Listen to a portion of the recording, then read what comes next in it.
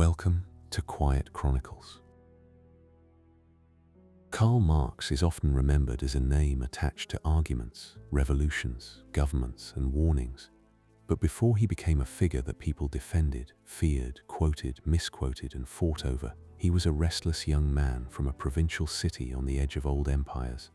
His life passed through philosophy classrooms, censored newspapers, police files, unpaid bills, crowded exile rooms, and long days inside the British Museum, where he tried to understand why the modern world seemed to create so much wealth and so much misery at the same time.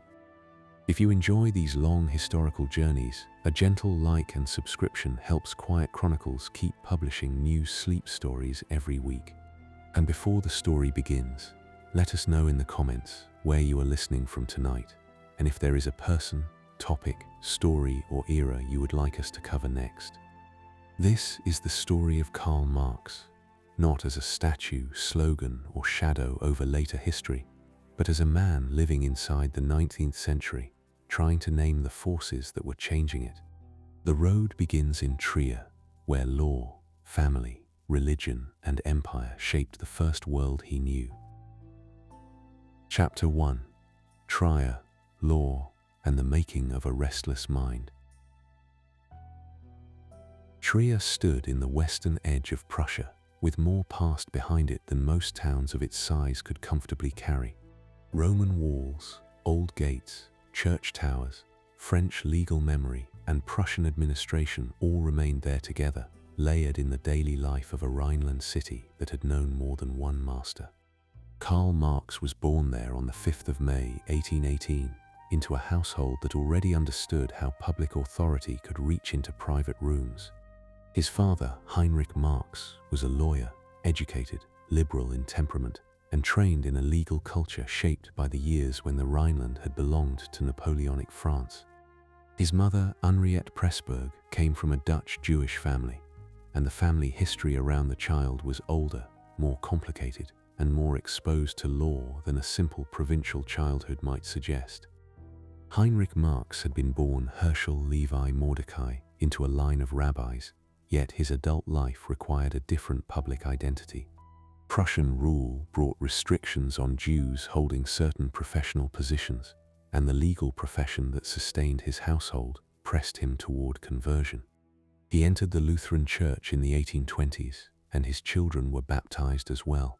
The act can be mistaken, from a distance, for a purely inward religious decision, but in Trier it also belonged to the practical world of licenses, offices, and respectable survival. A father who wanted to practice law, support his family, and move inside the educated class of a Christian state had to reckon with rules that did not remain outside the front door. This was one of the first quiet facts around Marx's childhood. The state was not an abstraction.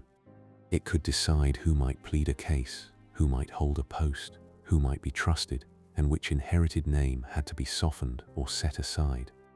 Heinrich did not raise his son as a religious rebel, and the Marx household was not a school of open defiance. It was, rather, a household of books, law, argument, and careful adaptation. The child who later wrote so relentlessly about the material pressures beneath ideas grew up in a family where identity itself had been shaped by the terms of professional life. That does not explain everything about him, but it gives the beginning of his story a useful weight. The Trier into which Karl grew was not a great capital, and that mattered. Berlin had the ministries and universities, Paris had the clubs and journals, London had the banks, docks, and factories, but Trier had the slower education of a borderland. The Rhineland had absorbed French civil law and certain habits of civic life during the Revolutionary and Napoleonic period, then passed into the possession of conservative Prussia after 1815. People there could remember, in law and custom, a different political order from the one now governing them. Heinrich Marx admired enlightened thought and constitutional restraint, and his liberalism had the form of a man who respected law but disliked arbitrary power. His son would inherit something of that tension, though he would carry it much further than his father wished.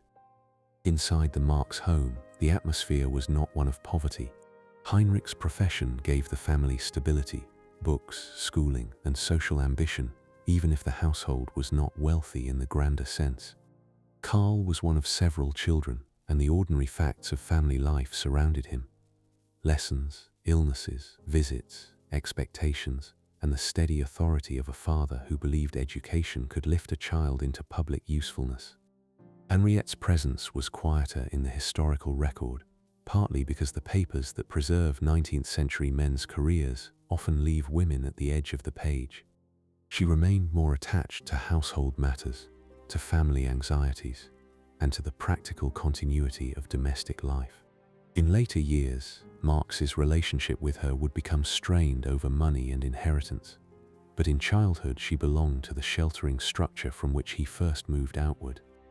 School gave Karl Marx the formal shape of a young, educated Rhinelander. At the Trier Gymnasium, he received the classical training expected of boys who might enter the professions.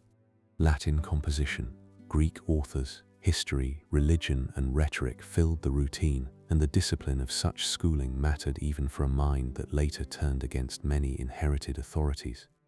A young man trained in the classics learned not only language, but hierarchy, argument, quotation, and the habit of moving between old texts and present concerns.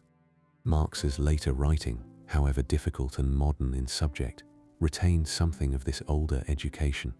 It carried long sentences, historical reach, literary allusion, and a taste for turning an opponent's own language back upon him. The school itself was not politically innocent. In the 1830s, Prussian authorities watched education carefully, especially in regions where liberal feeling and Catholic identity made officials uneasy. The Trier Gymnasium had teachers whose sympathies were not always perfectly aligned with the state's expectations.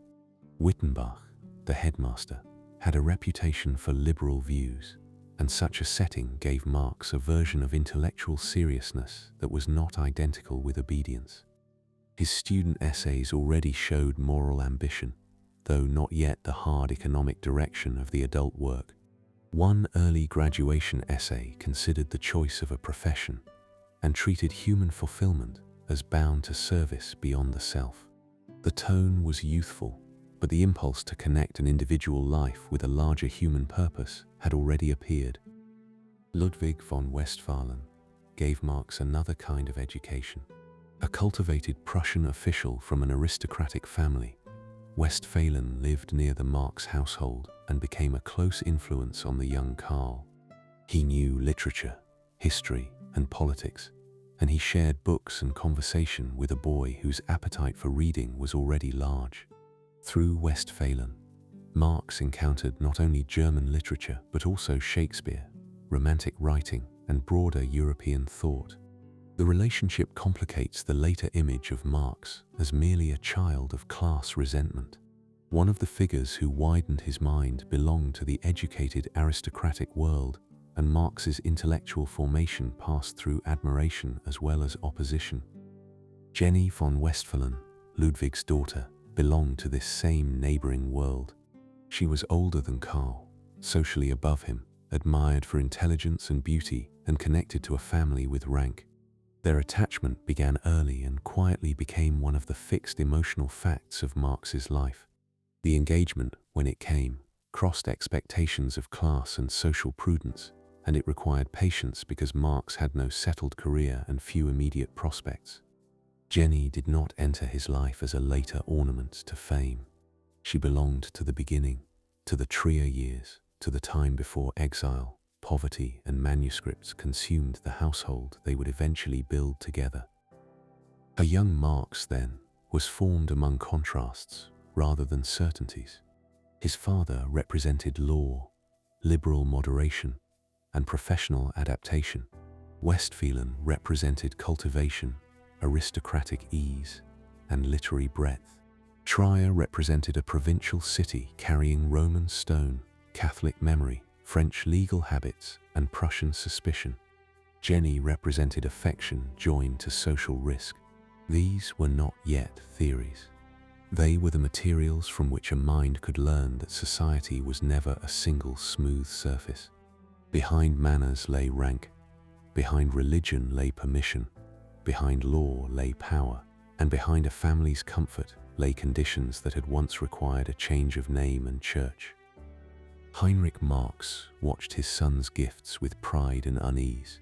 Karl was intelligent, intense, and already inclined toward large feeling. He wrote poetry, thought about literature, and did not seem likely to become the calm, orderly professional his father might have preferred. The letters Heinrich later sent to him at university show a father trying to guide a brilliant but unsettling son toward discipline. They also show affection strained by worry. For Heinrich, education was a path into stability.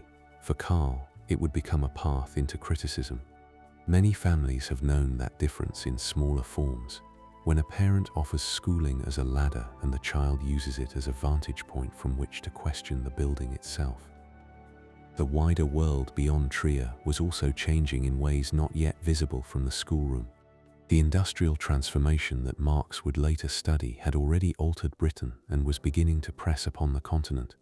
Railways, coal, mechanized production, expanding cities, and new forms of wage labor were becoming the architecture of the age. In the Rhineland, commercial and industrial growth gave liberal citizens reasons to resent old restrictions and bureaucratic control. Marx did not grow up inside a factory town like Manchester, but he grew up near enough to economic change, legal conflict, and political frustration to understand that modern life was being rearranged. The deepest shocks of that rearrangement would reach him later. At 17, Marx left Trier for the University of Bonn. The departure did not yet look like the beginning of exile, though the pattern of leaving had begun. He carried with him his father's hopes, his mother's concern, Jenny's attachment, Westphalen's literary influence, and the disciplined residue of a classical education. The law was supposed to provide the respectable frame for his future, and Bonn seemed to offer the first step toward that expected career. Yet the young man who arrived there was not made for simple obedience to a course catalogue. He was entering university with enough talent to impress, enough pride to resist guidance, and enough inward restlessness to make education dangerous to every plan designed to contain him. Bonn would loosen him before Berlin sharpened him.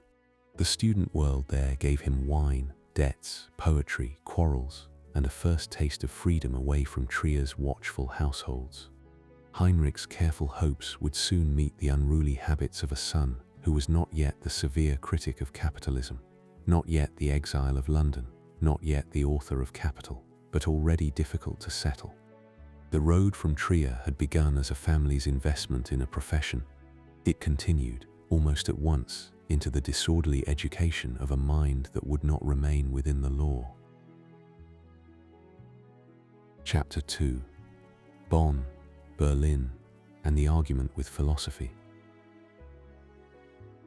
The University of Bonn received Karl Marx in 1835 as a place of study, but also as a place where a young man away from home could discover how quickly freedom became disorder. He had come to read law, the subject that promised a respectable road toward office, advocacy, and the kind of professional life Heinrich Marx understood.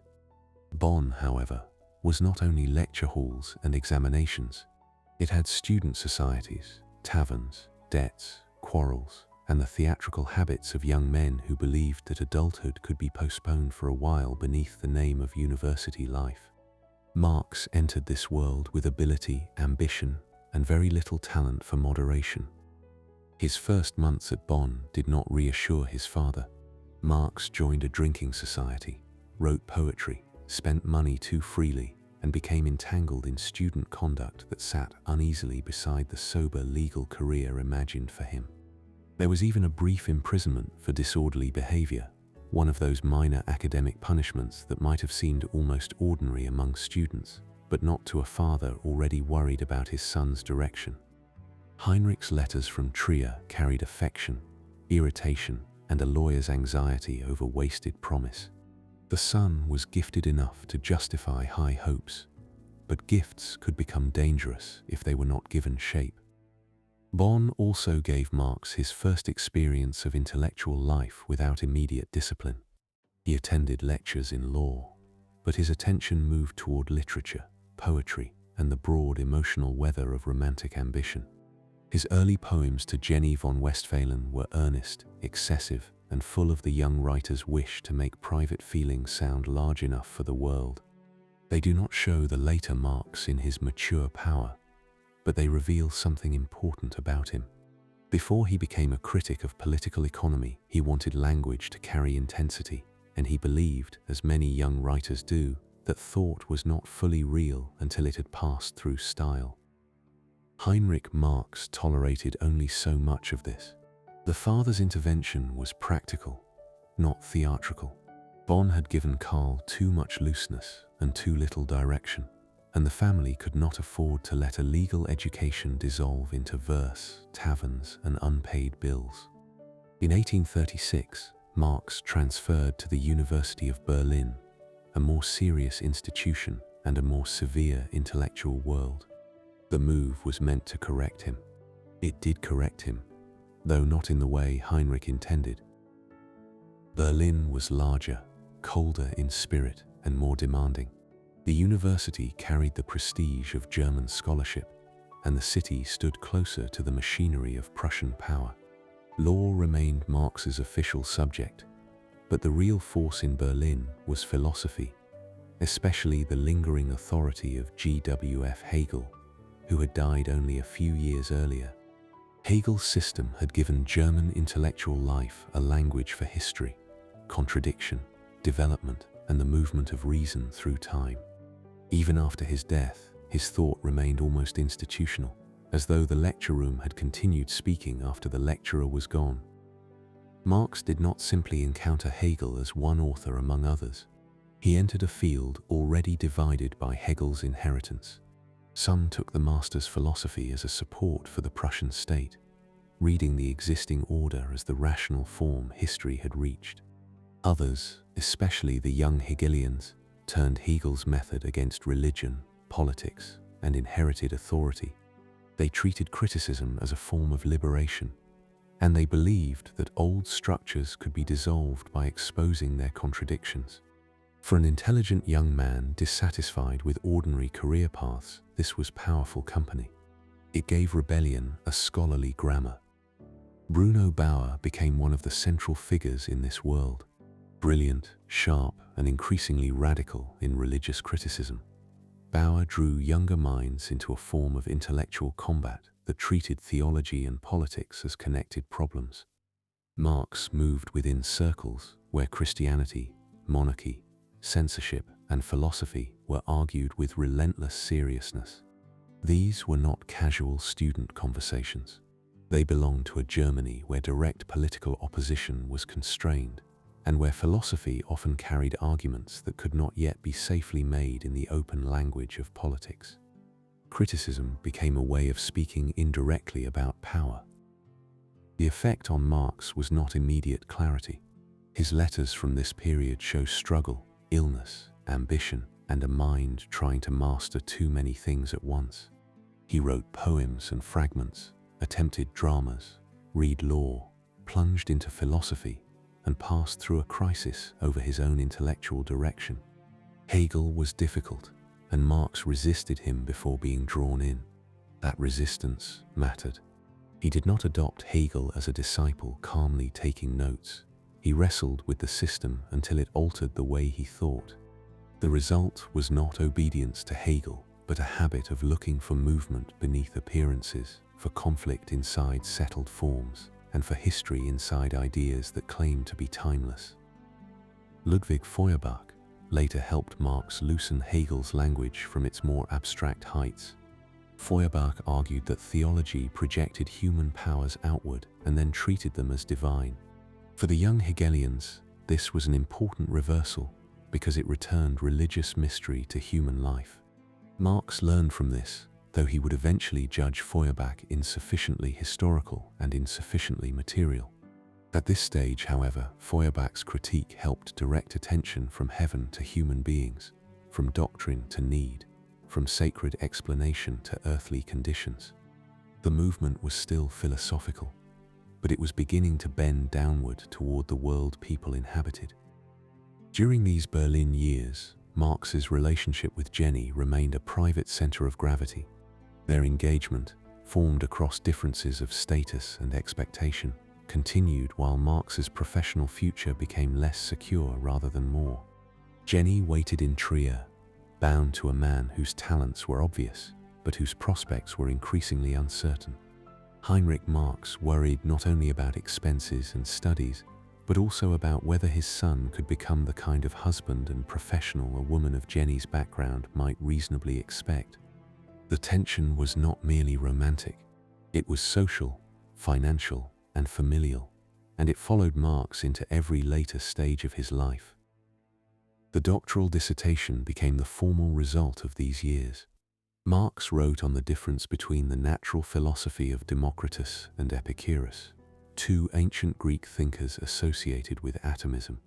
The subject may seem remote from the later critic of factories, wages, and capital, but it suited a young philosopher concerned with freedom, necessity, and the place of human self-consciousness in a world of matter. He completed the dissertation and submitted it not to Berlin, where his radical associations might cause difficulty, but to the University of Jena, which granted the degree in 1841.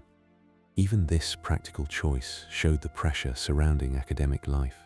Scholarship did not float above politics. Appointments, examinations, and prospects all existed inside institutions that watched reputations. An academic career still seemed possible for a moment. Bruno Bauer's path suggested that a radical Hegelian might find a place within the university, however precarious. But Prussian authorities were moving against such figures, especially those whose criticism of religion looked politically dangerous. Bauer lost his position, and with that loss, Marx's hopes for a university career faded as well. The young scholar discovered that thought could be brilliant and still unemployable. This was a lesson he would never forget, because it showed how institutions decided which forms of intelligence could be housed and which had to live outside. The failure of the academic path pushed Marx toward journalism. That turn was not a descent from philosophy into mere opinion. It was the beginning of a new education. Journalism would force him to address censorship, property, law, poverty, and political conflict in forms that could be printed, challenged, punished, and read by people outside university circles. Philosophy had taught him to look beneath the surface of ideas. The newspaper would teach him that beneath many ideas lay material interests, official permissions, and the daily workings of the state. Marx left the university world with no settled profession, but not with an empty mind. Bonn had given him disorder and the first shock of freedom. Berlin had given him Hegel, Bauer, Feuerbach, and the discipline of philosophical conflict. Jena had given him the degree, though not the career that might have followed from it. Trier remained behind him as the family world of law and expectation, while Jenny waited inside a future that had become harder to explain.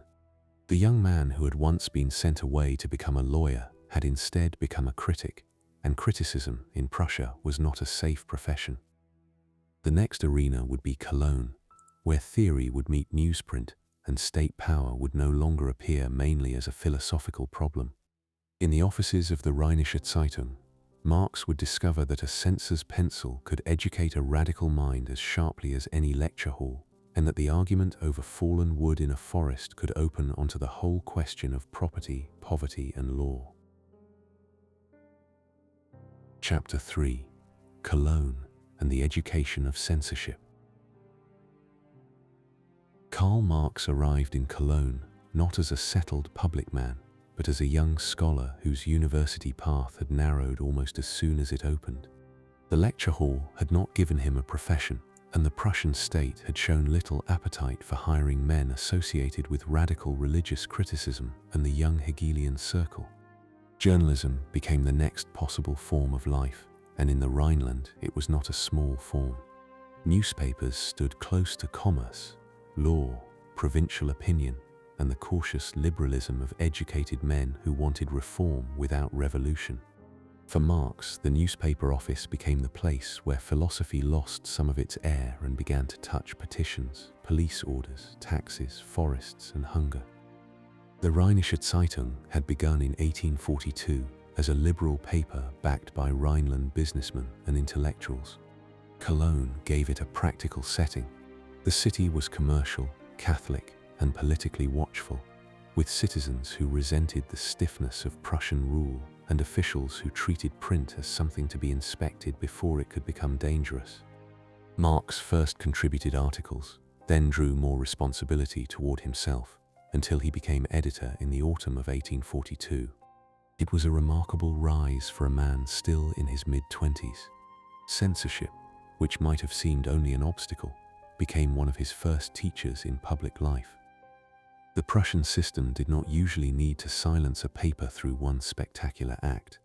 It could work through delays, warnings, revisions, forbidden subjects, and the steady knowledge that a careless phrase might cost a publication its license. Editors learned to write around the state, and censors learned to read not only words but tendencies. This mattered for Marx because it forced him into a discipline different from philosophical speculation. A sentence now had consequences outside the page. A printed argument could disturb investors, irritate officials, embolden readers, and bring the police closer to the door. At first, Marx's work still carried the marks of the philosophical world he had left. He wrote about freedom of the press and the rights of public reason with the force of someone trained to believe that criticism could expose the irrationality of power. Yet Cologne soon gave him subjects that could not be handled by philosophy alone. The Rhineland Diet debated practical legal matters, and the paper followed them closely. Among the most important was the question of wood theft, a subject that sounds modest until the social world behind it is allowed to appear. In the wooded regions of the Rhineland and elsewhere, poor people had long gathered fallen branches, dead wood, and forest material for fuel. Custom had treated such gathering as part of rural survival, especially for families who did not own enough land or income to buy what they needed. Property law, however, increasingly hardened these older practices into offenses. Forest owners wanted protection. Legislators spoke the language of rights and penalties. The poor found that an old necessity could now be named as theft. For Marx, the dispute opened a passage from legal form to social reality. The law did not merely protect property after the fact. It helped define which human needs counted and which could be punished. His articles on the wood theft debates did not yet contain the mature theory of capital. They did something earlier and more formative. They showed Marx watching a legislature convert social inequality into legal language, and then asking what kind of public reason could call this justice. The poor did not appear in those debates as authors of the law. They appeared as objects of regulation, as people whose gathering of fuel could be counted, prosecuted, and disciplined. A technical legal argument had revealed a whole social order, and it did so without needing any grand philosophical scenery. The forest law itself was enough. This was one of the turning points in Marx's education. At Berlin, he had learned to think of religion, philosophy, and the state as systems of thought that could be criticized. In Cologne, he began to see that criticism had to descend into administration, property, and livelihood. He later said that his work on the Rheinische Zeitung forced him to concern himself with economic questions for the first time. The statement is useful because it places his intellectual development in a humble setting. Not a factory, not a revolution, not a finished theory, but a provincial debate over wood helped turn him toward political economy. The newspaper's reach expanded under Marx's editorship, and so did official suspicion. He was energetic, severe, and difficult to manage, even for the liberal shareholders who had hoped for a reformist paper rather than a radical one. He pushed the Rheinische Zeitung into sharper conflict with the authorities, while also criticizing forms of opposition he considered vague or sentimental. His temperament did not incline him toward polite moderation once he thought a question had been falsely framed. Friends and allies could find him brilliant and exhausting in almost equal measure. Arnold Ruge, connected to the wider radical intellectual world, watched Marx's development with interest. The young Hegelians had already unsettled religious debate, But journalism in the Rhineland required another sort of courage. A paper did not argue only with scholars. It argued with ministries, provincial officials, police regulations, landowners, merchants, and readers who paid attention because the issue touched their own lives. Marx's work began to acquire a harder edge. Freedom of the press was no longer only a philosophical right, it was the condition under which society might become visible to itself. The state understood this visibility as danger. Friedrich Wilhelm IV had come to the Prussian throne in 1840 with hopes among some liberals that his reign might soften censorship and allow constitutional reform. Those hopes thinned as the decade moved on. The monarchy was willing to speak the language of Christian kingship and historical mission, but not to surrender the instruments of political control. In the Rhineland, where memories of French law and local autonomy still mattered, this tension was especially sharp. The Rheinische Zeitung became a place where that tension entered print. Marx's editorial work did not make him a democrat in the ordinary parliamentary sense alone. It made him suspicious of the gap between formal discussion and real power. When deputies debated the interests of forest owners while poor families remained outside the chamber, the shape of representation itself became questionable. When censorship allowed certain forms of criticism and blocked others, public opinion became less than fully public. When a newspaper depended on investors who feared suppression, even radical print remained tied to property. These lessons would deepen later, but their outline had begun to form in Cologne. The practical details of the office carried their own pressure. Articles had to be written, revised, and prepared for publication. News arrived unevenly. Warnings from officials could alter what appeared before readers ever saw it. The paper's financial position depended on circulation, confidence, and the willingness of shareholders to endure risk. Marx's life in these months was not the life of a professor arranging lectures at a measured pace. It was faster, more exposed, and more entangled with daily consequence. The philosopher was learning the tempo of public conflict. That tempo soon became unsustainable. The authorities decided that the Rheinische Zeitung had become too troublesome. Censorship grew stricter, and the paper was ordered to close in 1843. Marx resigned before the final suppression took effect, partly because the worsening restrictions made serious work impossible. The closure was a defeat, but it was also a clarification. Prussia had taught him that public criticism could be tolerated only within limits set by the very power being criticized. For a mind already impatient with half measures, this was not likely to produce moderation. The end of the paper changed Marx's private life as well. In June 1843, he married Jenny von Westphalen after years of engagement and waiting.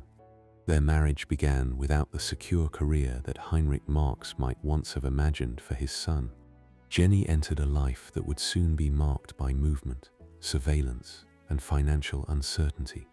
This should not be treated as a romantic ornament beside the political story. It belonged to the story itself, because Marx's public choices would repeatedly become household conditions, and the price of his intellectual independence would often be paid in domestic strain. Cologne had given Marx his first real confrontation with the modern state as an editor rather than a student. It had also given him the first clear signs that questions of law and freedom could not be separated from property and class. The wood theft debates had shown him poor people made visible only when they violated ownership. The censor had shown him that public reason could be managed by administrative routine. The newspaper's suppression had shown him how fragile liberal criticism remained when it depended on permission. With the Rheinische Zeitung gone, Germany no longer seemed wide enough for the work Marx wanted to do. Paris drew him next, not as a romantic escape, but as a city where German philosophy, French socialism, working-class politics, and exile journalism might meet in the same streets. Jenny went with him into that uncertain beginning, and the young editor who had learned from censorship now moved toward a larger, noisier world, where he would meet the friend who changed the scale of everything he wrote. Chapter 4.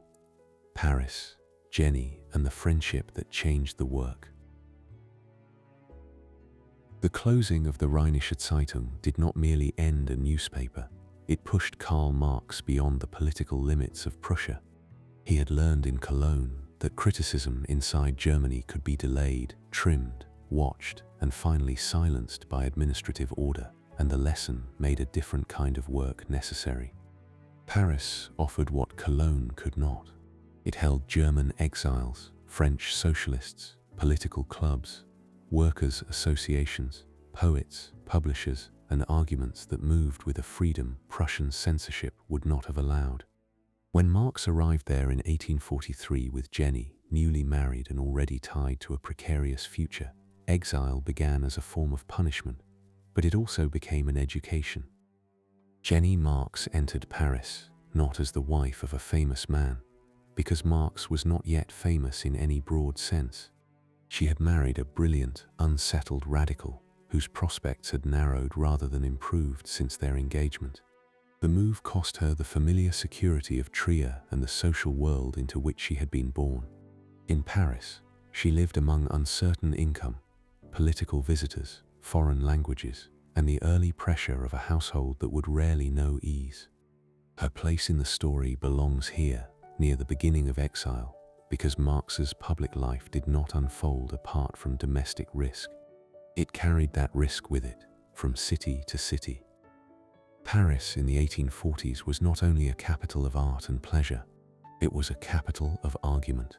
The memory of the French Revolution still lived in political language, and the more recent revolutions of 1830 had left behind disappointed republicans, workers, journalists, and conspirators who still believed that France's future had not settled. German émigrés gathered there because the city gave them a breathing space.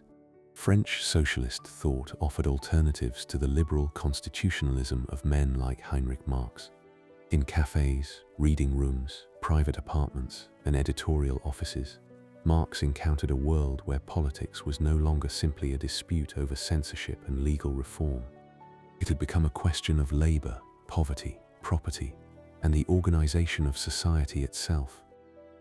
Arnold Ruge joined Marx in the attempt to publish the Deutsch-Französische Jahrbücher, a journal meant to bring German philosophical criticism and French political energy into contact. Only one double issue appeared, but its short life was still important. Marx's essays there showed the movement of his thought away from the language of pure political emancipation and toward the social conditions beneath political rights. His critique of Hegel's philosophy of right and his essay on the Jewish question belonged to this phase, when he was trying to understand why formal equality before the state could coexist with inequality in ordinary life. The question was not yet answered in the mature terms of capital, but the direction had changed. The phrase political emancipation no longer seemed large enough. A constitution could grant rights, a state could recognize citizens, and public law could speak in universal terms, yet people still lived inside property relations, religious inheritance, wage dependence, and social exclusion. Marx's early Paris writings pressed against that gap. They were difficult, compressed, and often severe, but behind their severity lay a problem that many people could recognize in simpler language. Public freedom did not always reach the places where daily life was actually arranged. A person might be equal before the law and still powerless before rent, employer, hunger, or debt. Heinrich Heine was one of the notable German figures in Paris, and his presence gave the exile world a literary brilliance as well as a political one. Heine had the wit, melancholy, and European range of a writer who understood both the charm and danger of radical hopes. Marx knew him and admired him, though admiration did not mean complete likeness. Heine's world was lyrical, ironic, and wounded. Marx's was becoming harder, more systematic, and less willing to let contradiction remain a matter of elegant suffering. Still, the connection shows the richness of Marx's Paris. He did not live among economists alone. He moved through a city where poetry, police surveillance, philosophy, and working-class politics could meet within a few streets. Pierre-Joseph Proudhon also belonged to the Parisian world Marx encountered. Proudhon, already famous for declaring property to be theft, had a reputation among workers and radicals that no German philosopher could ignore. He wrote with force, paradox, and a craftsman's suspicion of centralized authority. Marx first treated him with interest, and for a time Proudhon seemed to represent a serious attempt to think beyond bourgeois property without merely repeating older utopian schemes. Their later quarrel would be sharp, but in Paris, Proudhon mattered because he showed Marx a form of socialism rooted less in German philosophy than in French social criticism and artisan experience. During these months, Marx also wrote the manuscripts, later known as the Economic and Philosophic Manuscripts of 1844. They were not published in his lifetime, and this gives them a slightly unusual place in his story. They were private working papers, not finished public doctrine, yet they reveal a mind trying to join philosophy, labor, property, and human estrangement into one field of thought. Marx wrote about alienated labor, the worker separated from the product, from the act of work, from other human beings, and from the fullness of human powers. The language remained philosophical, but the subject had moved toward the workshop, the wage, and the conditions under which people made things they did not own.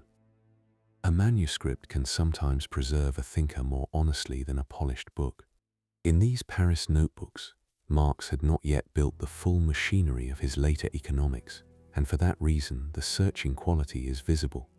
He was reading political economy, especially British and French writers, but he was reading them through the questions inherited from Hegel and Feuerbach.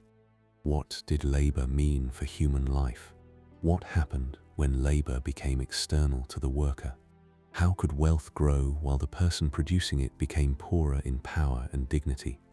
The questions were still larger than the answers, and that imbalance gave the manuscripts their restless force. Friedrich Engels entered this world with a different education. He was the son of a textile manufacturer, raised in a commercial family, and sent to Manchester to work in the family firm. There, he had seen industrial capitalism not as an abstraction, but as streets, mills, workers' districts, factory discipline, smoke-darkened buildings, and the hard arithmetic of wages. His observations would soon become The Condition of the Working Class in England, a book that gave German radical thought a direct encounter with British industrial life. Engels had already met Marx briefly before, but the serious meeting came in Paris in 1844, and it changed both men's lives. The importance of that meeting is easier to see from its result than from any dramatic scene. Two young radicals, both in their 20s, discovered that their separate paths had begun to converge. Marx brought philosophical severity, historical ambition, and a growing critique of political economy. Engels brought knowledge of British industry, practical acquaintance with commerce, and a political radicalism sharpened by Manchester. Their conversation lasted for days, and afterward the collaboration did not fade. A friendship formed that became intellectual, political, financial, and personal, with consequences reaching through the rest of Marx's life. This friendship should not be flattened into the simple story of a patron and a genius. Engels did become the material support without which Marx's work would have been nearly impossible, but he was also a thinker, writer, organizer, and collaborator in his own right. He understood things Marx needed to understand, especially the industrial world that Britain displayed more fully than the continent. Marx, in turn, gave Engels a partner whose theoretical power could gather scattered observations into a far larger critique. Their temperaments differed, and their circumstances differed even more. But the bond rested on recognition.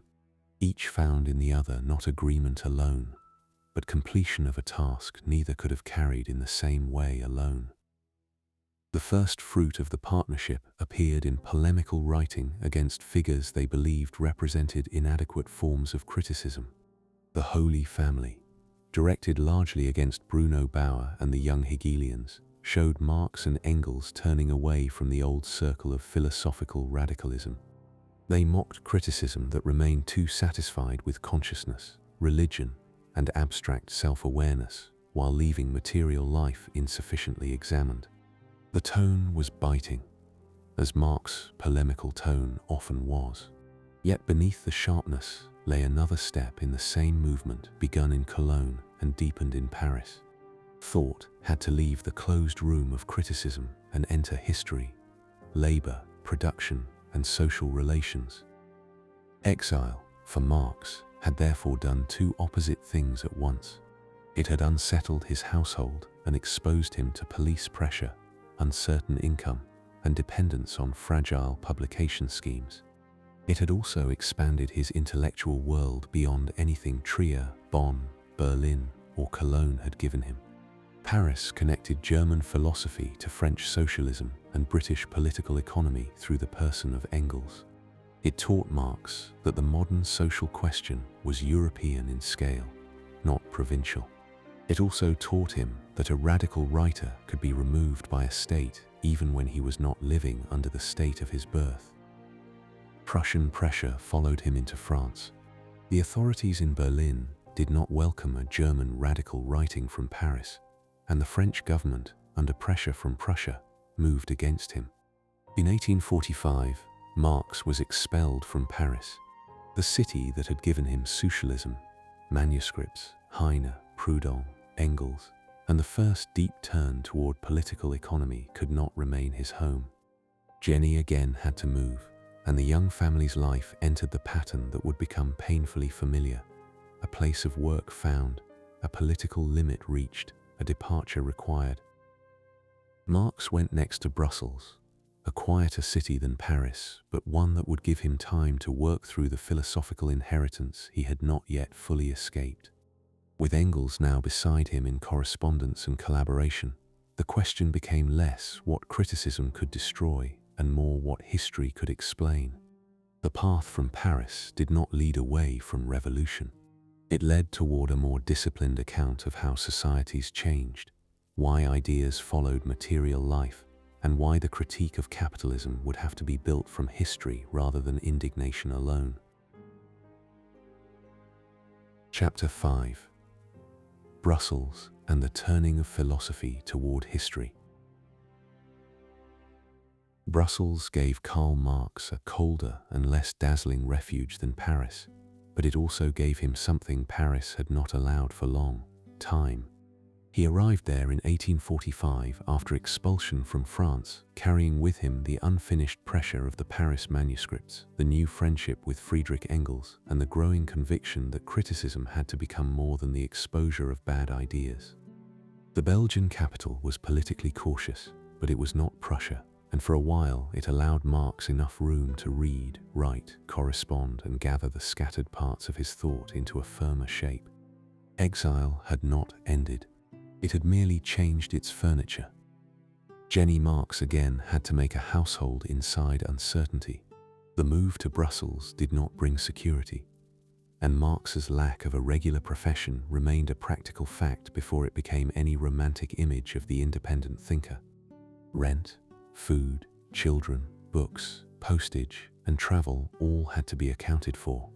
The young family's life depended on help, credit, and the patience of people who still believed that Marx's work would justify the disorder surrounding it. In later accounts, this period often appears as a stage in intellectual development, but inside it were rooms to maintain, bills to delay, and a wife whose own life had been fastened to a project no institution had agreed to support. Marx used the Brussels years to settle accounts with German philosophy. Hegel had trained his mind to think historically and dialectically, but Hegel's system had placed the movement of reason at the center. Feuerbach had reversed theology into anthropology and insisted that divine powers were human powers projected outward, but Marx increasingly found that reversal too still.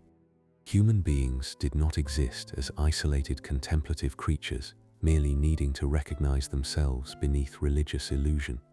They worked, ate, reproduced, owned, borrowed, labored, inherited, struggled, and lived inside arrangements they had not chosen.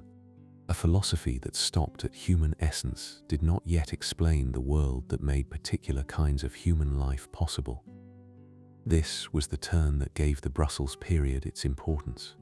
Marx was not abandoning philosophy because he had grown tired of abstraction. He was asking philosophy to answer to history. Private notebooks sometimes matter more than published books because they show a mind changing its instruments before it knows what finished form the change will take. In Brussels, the instrument Marx was changing was the whole method of explanation. Ideas would no longer be treated as the first cause of social life. They would have to be understood through the material relations in which people lived. Engels was essential to this movement. After Paris, the friendship had become active collaboration, and Engels's experience of Manchester gave him a familiarity with industrial capitalism that Marx did not yet possess in the same direct way. Engels had seen the English factory town, the workers' districts, the relation between mill owners and wage labourers, and the social cost of an economy whose productive power seemed to grow beside human damage. His book on the condition of the English working class was not only an indictment, it was a reservoir of observed material. Marx could read political economy in books, but Engels had stood inside one of the century's most advanced industrial landscapes. Together they worked on what later became known as the German ideology. The work was large, polemical, and unpublished in their lifetime, which gives it a strange position in the history of ideas. It did not shape their contemporaries in the way a widely distributed pamphlet might have done. Instead, it became important later because it preserved Marx and Engels in the act of breaking with their former intellectual world. They attacked German thinkers who, in their view, mistook criticism of consciousness for criticism of society itself. Ideas did matter, but not as free-floating rulers of history. They arose from life, from production, from relations among people, from the ways societies organized the meeting of need. The famous image often associated with this shift is that consciousness does not determine life, but life determines consciousness. The sentence is often simplified, yet the movement behind it was careful. Marx was not saying that ideas were unreal or powerless. He was saying that ideas had histories, and those histories were joined to labor, property, technology, class, and institutions. A legal doctrine, a religious belief, a political slogan, or a philosophical system did not descend into society from nowhere. It came from people living in definite conditions, defending or challenging definite arrangements, and making sense of a world already structured before they began to describe it. The Theses on Feuerbach, written in 1845 and unpublished during Marx's life, condensed part of this transformation into a few sharp notes. Feuerbach had restored human beings to philosophy, but for Marx, he had not made them active enough. The point was not only that people contemplated the world, or that religious ideas reflected human powers. People changed the world through practical activity, and they were changed by that activity in return. This emphasis on practice, on sensuous human activity, on real life as something made and remade, was one of the bridges between Marx's early philosophical humanism and his later political economy. Moses Hess, another figure from the radical German milieu, belonged to the broader context of this shift. Hess had helped introduce socialist ideas into German discussion, and Marx knew his work. Yet Marx's own path increasingly moved away from moral appeals and general human brotherhood toward a harder account of social relations. He wanted to know not only that poverty existed, or that exploitation was wrong, but how a form of society reproduced such conditions through its ordinary mechanisms. This desire for explanation could make him impatient with other radicals. It also gave his work its later density, because he was rarely content to denounce what he had not first tried to analyze. Brussels was also a place of organization. Marx and Engels became involved in correspondence with radicals in different cities, trying to connect scattered socialist and communist groups. The communist correspondence committees were part of this effort, and they reflected a practical recognition that theory needed networks. Letters, meetings, reports, pamphlets, and personal trust mattered. The 19th-century radical world did not move through instant communication. It moved through packets of paper, travelers, personal introductions, delayed replies, and small circles of people who might agree on ultimate aims while disagreeing severely over almost everything else. Proudhon returned as a rival presence in this period. Marx had respected him in Paris, but disagreement hardened as Marx came to see Proudhon's socialism as insufficiently historical and too attached to categories he believed needed to be explained rather than rearranged.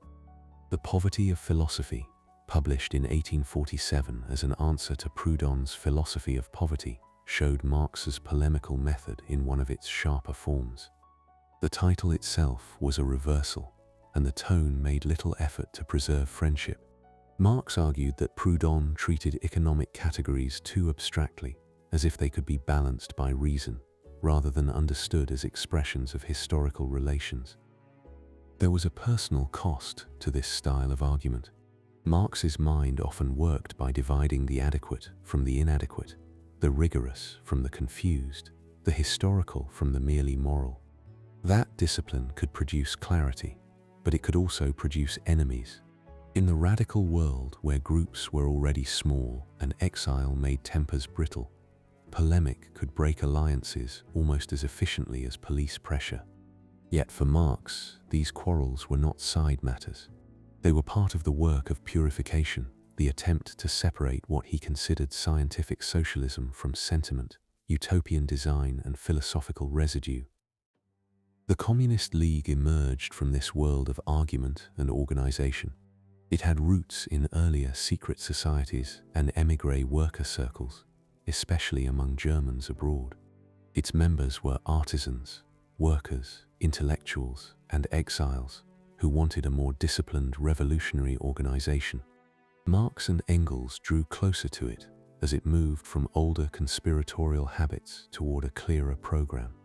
The League's famous call for workers of all countries to unite would later become inseparable from Marx's name, but before it became a slogan known across the world, it belonged to a small organization trying to define itself in the language of a restless decade. This movement from philosophy to organization did not mean Marx had become less theoretical. It meant the theory itself had changed its address. A book, a pamphlet, or a set of theses now had to speak to historical actors, not only to other philosophers. The working class, for Marx and Engels, was no longer a suffering mass to be pitied from outside. It was becoming the class whose position inside modern production might give it revolutionary significance. That conclusion did not arise from sympathy alone. It came from their developing belief that capitalism created its own opposing force by gathering workers into factories, cities, and shared conditions of dependence. Belgian authorities watched Marx with increasing suspicion. He renounced his Prussian citizenship in this period, becoming, in formal terms, stateless. The gesture suited his break with the Prussian order, but statelessness was not a romantic freedom. It made his position more exposed. He lived by permission, and permission could be withdrawn. The police files, residence rules, and official anxieties around radicals formed the background to his writing. Even as he and Engels tried to describe history in large structural terms, their own lives remained subject to passports, borders, expulsions, and ministries. By 1847, the scattered elements of Marx's new position had begun to gather. German philosophy had been criticized from within and then pushed aside as insufficient.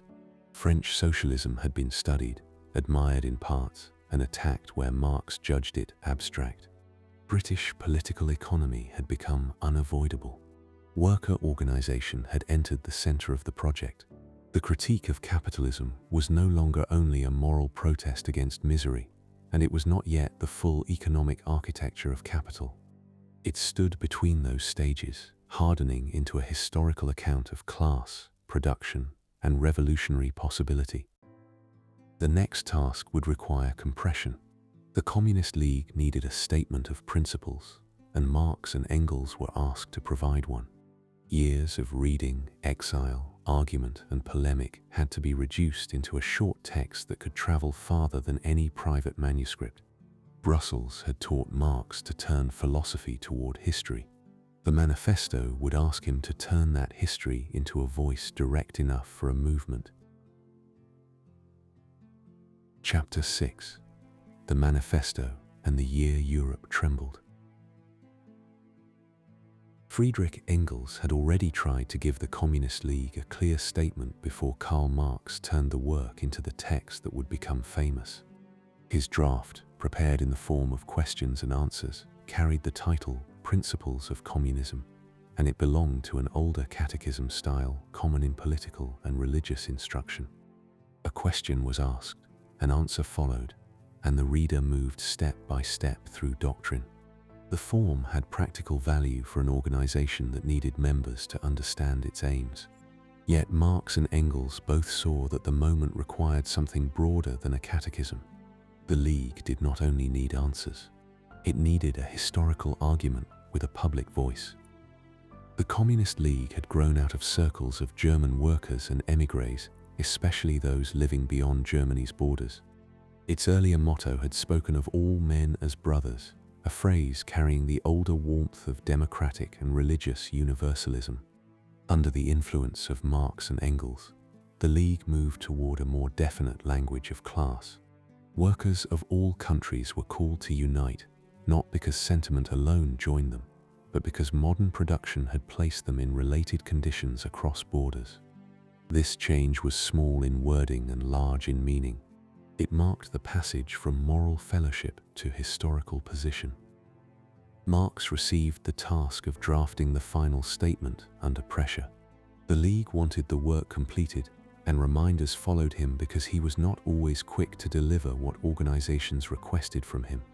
He could write with great force, but he also delayed, revised, read further, quarreled with formulations, and allowed projects to grow larger than their immediate purpose. Manifesto writing was therefore an act of compression. Years of argument with German philosophy, French socialism, British political economy, and exile politics had to be reduced into a short work that could move through the hands of workers, radicals, and party members without carrying the full burden of the notebooks behind it. The pamphlet that appeared in February 1848 was not a large book.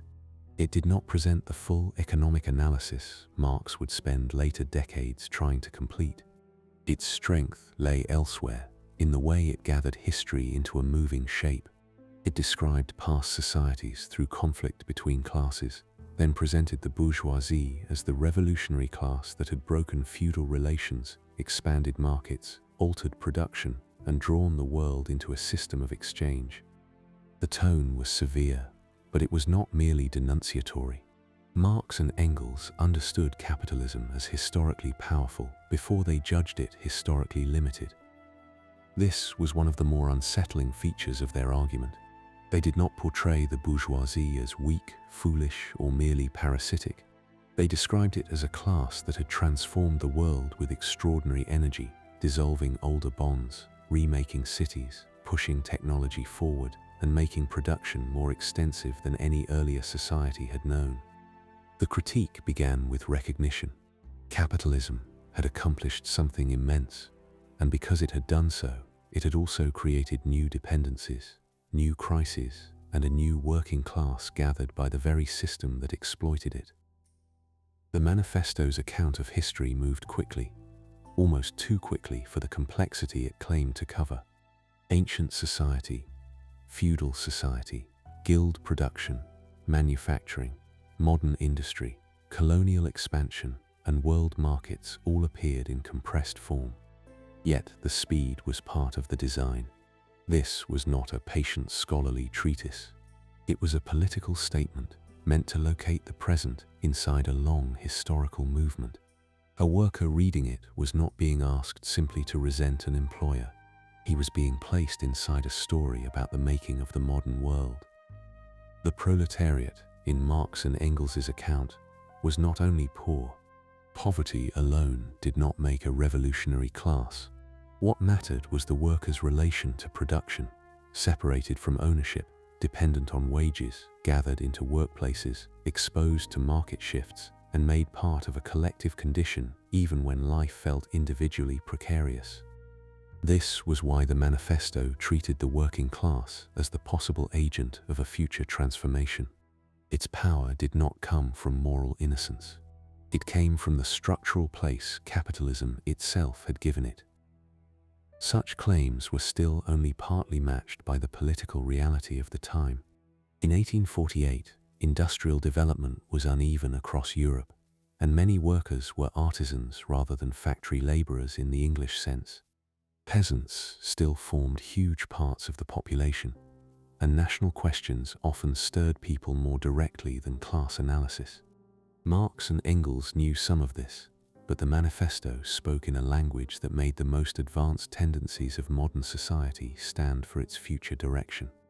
That is one reason the text outlived its immediate setting.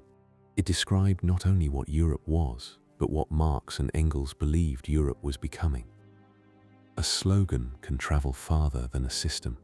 Workers of all countries, unite, had the clarity of a phrase that could leave the page and enter meetings, banners, translations, and memory. The rest of Marx's work would rarely be so brief. Capital would move through commodities, value, labor time, machinery, circulation, accumulation, and crisis with a density that demanded patient reading. The manifesto moved differently. It joined historical breadth to organizational urgency, and that made it the one Marxist text many people would know even if they never entered the heavier rooms of Marx's thought. Its publication came at a strange moment, almost too sharply timed. In February 1848, revolution began in Paris. King Louis-Philippe fell, a republic was proclaimed, and the news moved across Europe with a force that governments could not easily contain. Vienna, Berlin, Milan, Budapest, Prague, and other cities soon entered the season of upheaval in their own ways. The causes differed by place: constitutional demands, national movements, food distress, liberal frustration, worker unrest, anger at censorship, and resentment of old regimes. The year did not belong to one revolution, but to many revolutions overlapping. Marx was in Brussels when this wider crisis opened. Belgian authorities, already uneasy about foreign radicals, became less willing to tolerate him.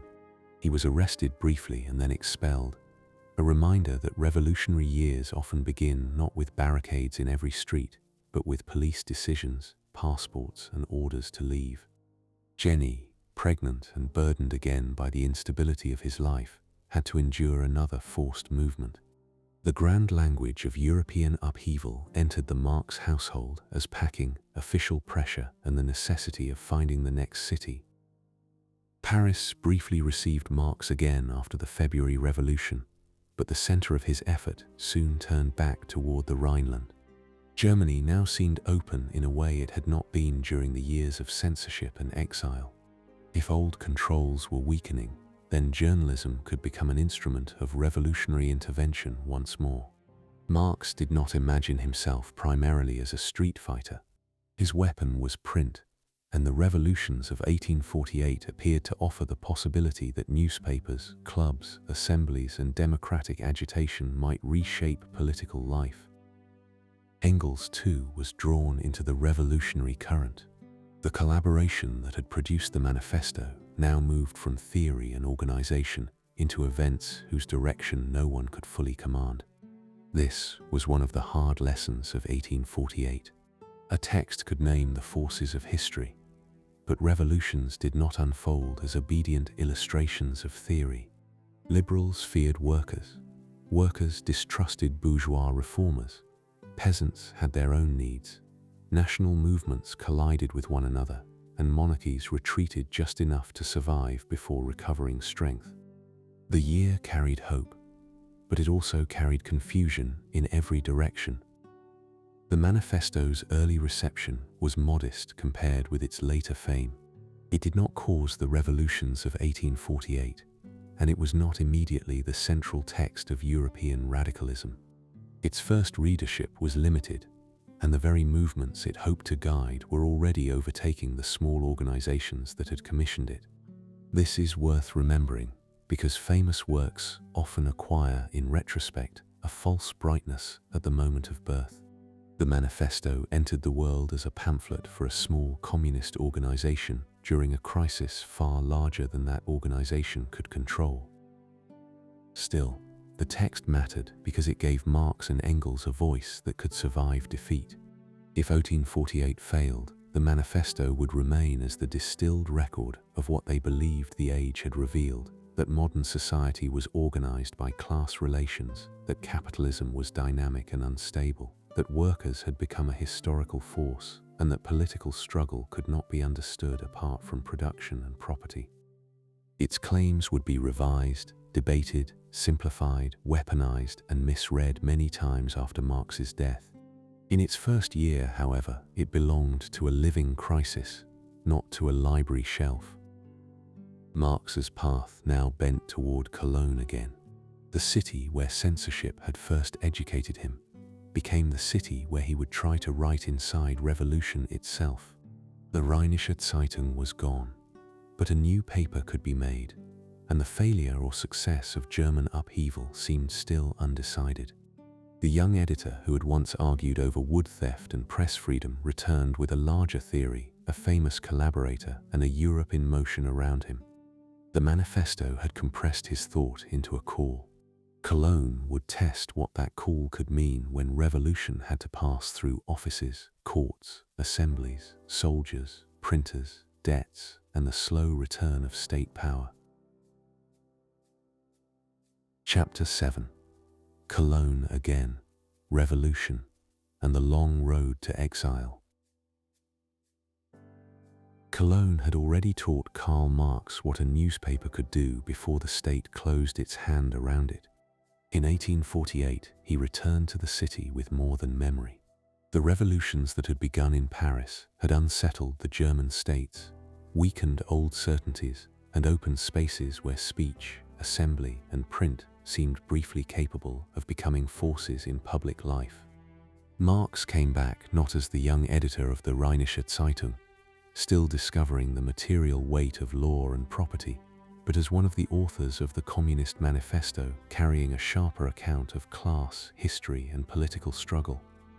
The city was familiar, but the moment was different enough to make old methods seem newly possible. The paper he helped build was the Neue Rheinische Zeitung.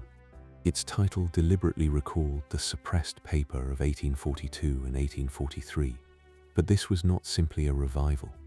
It called itself an organ of democracy, and it tried to speak into the revolutionary crisis with a firmness that unsettled both conservative authorities and more cautious liberals. Marx became its editor-in-chief, and the newspaper office again became his main arena. Articles had to be written, funds had to be found, printers had to be managed, and political events moved faster than any system could comfortably explain them. Revolution, when lived through day by day, rarely resembles the clean lines later drawn around it. Germany in 1848 was not one country moving with one will.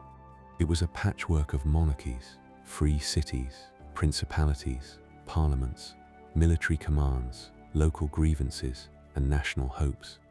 Liberals wanted constitutions, civil rights, and national unity, but many feared the social demands of workers and the poor. Democrats wanted wider suffrage and deeper political change. Workers wanted wages, bread, organization, and dignity. Peasants wanted relief from burdens that still carried the residue of feudal relations. The same year could hold all these desires at once, and the difficulty lay in the fact that they did not always support one another. Marx's paper pressed for a radical democratic line. It argued against the weakness of liberal compromise and criticized the tendency of the bourgeoisie to retreat once popular pressure threatened property and order. This was not yet a Workers' Party newspaper in the later sense. The immediate task, as Marx saw it, was to push the democratic revolution as far as it could go against monarchy, feudal remnants, censorship, and reaction. He believed that only through such struggle could could the deeper conflict of modern society become clearer. The strategy required patience inside urgency, a difficult combination for any revolutionary year. The daily work of the Neue Rheinische Zeitung was shaped by more than doctrine. Reports arrived from Berlin, Vienna, Paris, Hungary, Italy, and the Rhineland countryside. Assemblies debated constitutions while soldiers waited. Ministers changed, committees formed, associations met, and rumors ran ahead of confirmed news. A newspaper had to turn this confusion into interpretation by morning. The press room, with its deadlines, ink, type, and unpaid bills, became one of the places where revolution passed into material form. Without such offices, much of 1848 would have remained local noise. With them, events became arguments that could travel. Marx's position placed him at odds with many forces at once. Conservatives saw the paper as dangerous. Moderate liberals found it too severe. Some radicals found it insufficiently immediate or too committed to political analysis over direct action. The authorities watched it closely, and prosecutions followed. The state did not need to defeat the revolution in one movement in order to pressure its newspapers.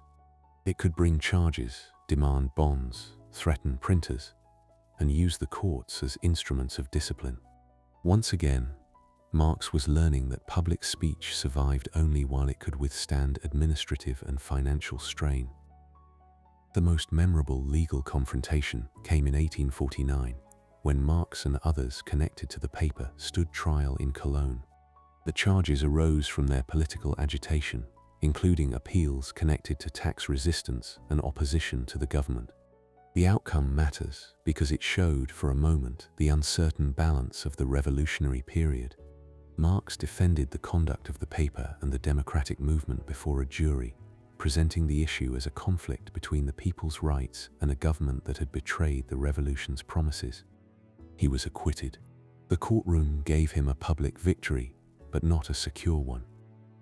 An acquittal could clear a man without saving his newspaper. That was one of the hard facts of the year's decline.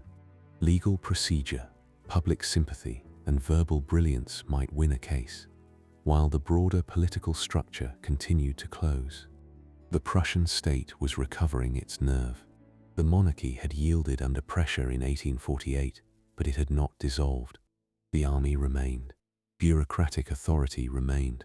Conservative forces waited, reorganized, and used the divisions among revolutionaries to regain control. The revolution had opened doors, but many of those doors led into rooms still guarded by the old order.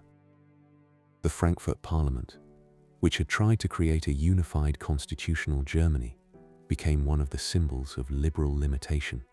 Its debates were serious, and many of its members were honorable men, but it lacked the power to compel the princes and armies whose authority it hoped to reorganize. When the crown of a united Germany was offered to the Prussian king, Friedrich Wilhelm IV refused it on terms that would have made him a monarch by parliamentary gift. The failure exposed the weakness of a revolution that could deliberate more easily than it could command. Marx saw in such moments the inability of liberal constitutionalism to carry a revolution through when property and monarchy still held practical force. The Neue Rheinische Zeitung responded to these failures with increasing sharpness. Its pages defended revolutionary movements beyond the Rhineland and took interest in struggles across Europe, including Hungary and Poland, because Marx and Engels viewed the democratic question as continental rather than local. Their judgments on national movements were shaped by the politics of their time and were not always generous or simple. Yet the broader point remained consistent. Reaction could not be fought city by city if the old order supported itself across borders. A revolution in one place had to understand the movements and pressures around it. Engels became more directly involved in revolutionary activity than Marx himself during parts of this period, especially in the armed conflicts that followed the collapse of hopes in 1849. Marx's own battlefield remained print, organization, and analysis. This distinction mattered. Later images of revolution often prefer the visible figure in the street, But movements also depend on those who write addresses, argue strategy, raise funds, edit reports, and interpret defeat. Marx was not physically timid in any simple sense, but his deepest habit was intellectual and editorial. He moved through revolution as a man of newspapers, committees, and polemic. The pressure on the paper became impossible to survive. Marx was ordered to leave Prussia, and the Neue Rheinische Zeitung printed its final issue in May 1849. It appeared in red ink, a detail that has remained attached to its memory because it gave the end a visible political sign. The gesture was symbolic, but the defeat was practical. The presses could not continue. The editor could not stay. The revolutionary wave in Germany had not carried democratic forces into durable power. What had seemed open in 1848 narrowed again into expulsion, prosecutions, military repression, and exile. Defeat clarified Marx in ways success might not have done. A successful democratic revolution could have drawn him into immediate political construction, parliamentary struggle, or a different kind of public career. Failure sent him back toward analysis. He had seen the liberal bourgeoisie hesitate, the workers remain politically underdeveloped, the peasantry act according to local burdens, and the state recover through army, bureaucracy, and law. These observations would shape his later writings on revolution and class power. He did not abandon politics after 1849. He learned to distrust any account of revolution that ignored the social forces beneath political slogans. After leaving Prussia, Marx passed again through Paris. But France was no longer the open refuge it had briefly seemed after February 1848. The political atmosphere had changed, and the authorities were unwilling to allow him the freedom he needed. He was offered permission to live in a provincial location under conditions that would have isolated him from political work. He refused. London then became the destination, not because it promised comfort, but because it was the place where many exiles could remain, where the press had more room, and where the British state, for its own reasons, tolerated foreign radicals more than the continental monarchies did. Jenny and the children again bore the practical meaning of that movement. Exile was not a word written only in police documents. It meant trunks, debts, temporary rooms, uncertain language, lost friends, and the repeated collapse of household plans. Marx had chosen a life in which political principle and intellectual work stood above security, but the cost was shared by those around him. The public history of revolution and reaction entered the Marx family as domestic instability, and that instability would deepen in the years ahead. Cologne had therefore marked both a return and an ending. Marx had returned to the city where censorship first educated him, and he left it with a far darker education in revolutionary defeat. The manifesto had spoken in the strong voice of historical confidence. 1848 and 1849 taught him that history did not move according to confidence alone. Classes hesitated, states adapted, alliances broke, and old powers survived by using time, division, and force. From this defeat, Marx carried away not silence, but a harder problem. London waited with no promise of welcome. It would give him poverty before influence, libraries before income, and a household in which theory had to be written beside illness, unpaid rent, and the small humiliations of dependence. The road out of Cologne led away from the defeated revolution and into the long labor of understanding the society that had outlived it. Chapter 8: Soho, Debt, and the Reading Room. London received Karl Marx in 1849 without ceremony. It was the largest city in Europe, the capital of an empire, a commercial machine of docks, banks, warehouses, newspapers, courts, factories, clubs, and crowded districts where strangers from many countries could disappear into the pressure of ordinary survival. For political exiles, it offered something the continent had denied them: room to remain. The British state watched radicals, and it did not love them, but it did not expel them with the same eagerness that Prussia, France, or Belgium had shown. For Marx, this relative tolerance was not comfort, It was the condition that allowed a difficult life to continue. The Marx family's early London years were lived under the hard arithmetic of poverty. After the defeats of 1848 and 1849, many exiles arrived with hopes, grievances, and little money, and Marx was among the most gifted and least financially secure of them. He moved through temporary lodgings before settling in Soho, especially in the rooms at Dean Street that became almost inseparable from the memory of his London hardship. The household held Jenny Marx, the children, Helene Demuth, visitors, papers, letters, illness, quarrels, and creditors. A room could be both family space and workplace, and the same table might hold manuscripts, unpaid bills, children's things, and letters waiting for postage.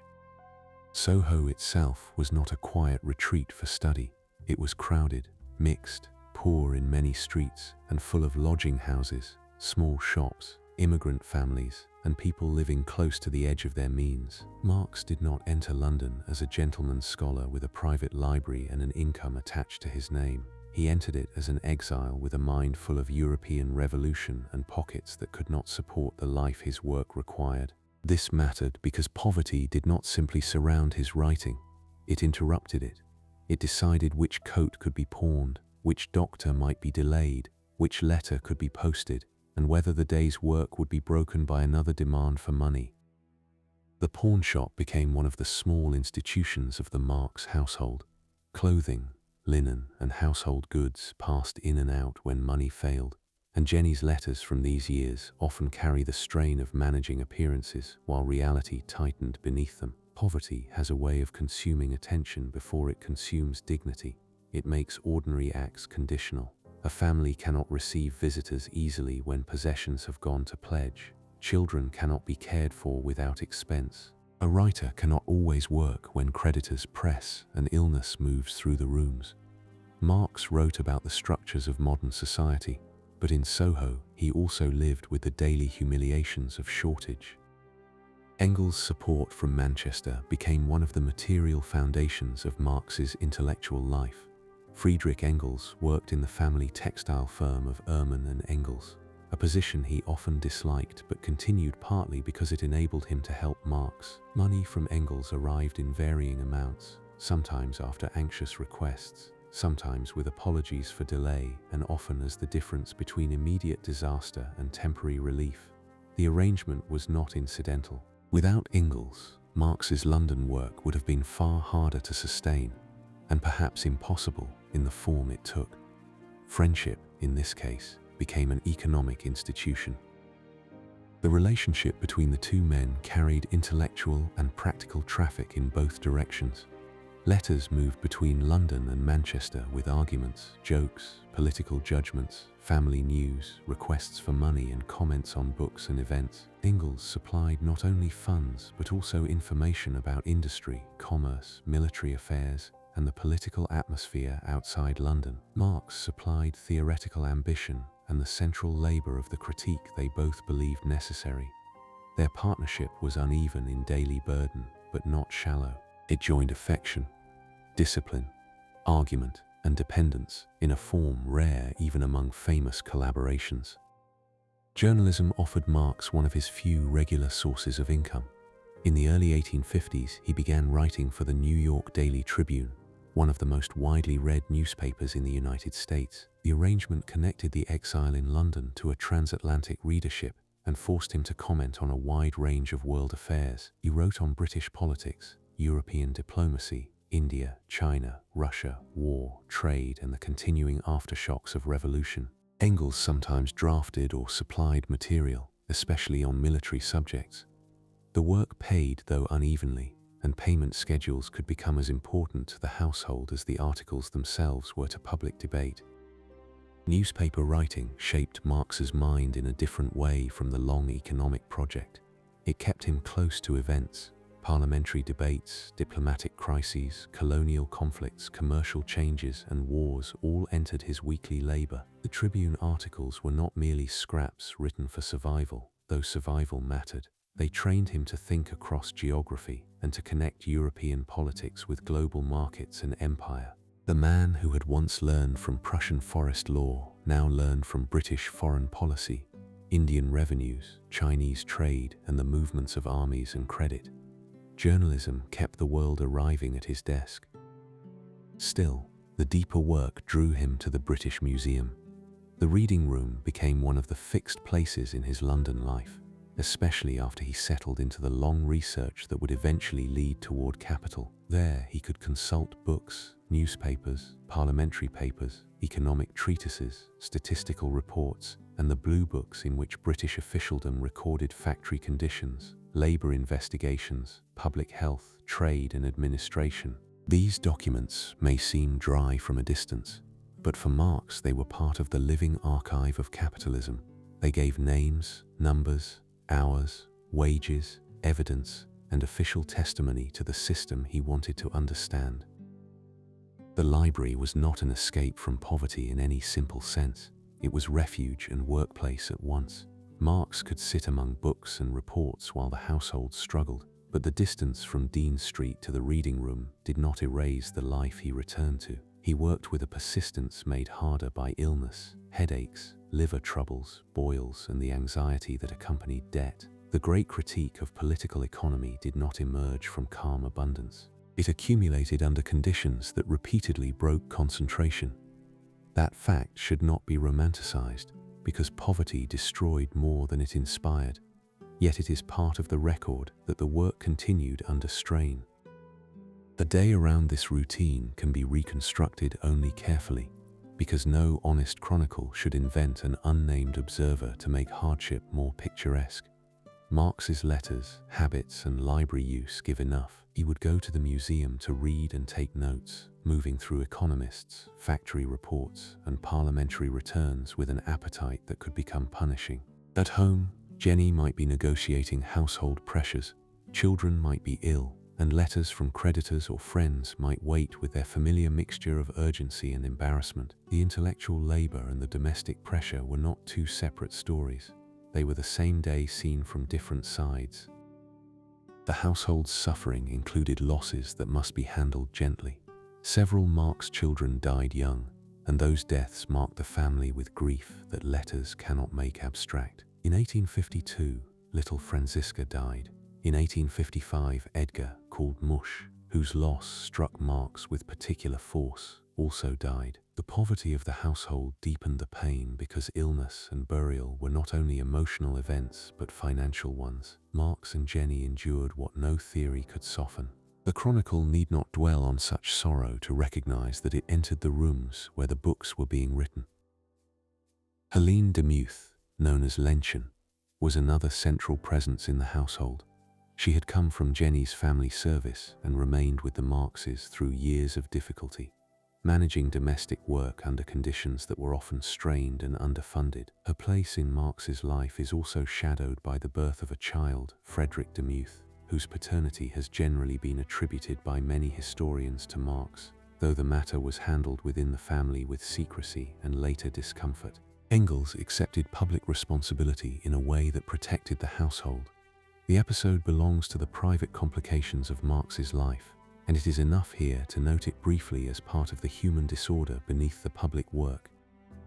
Marx's exile circle in London was politically active, but often divided.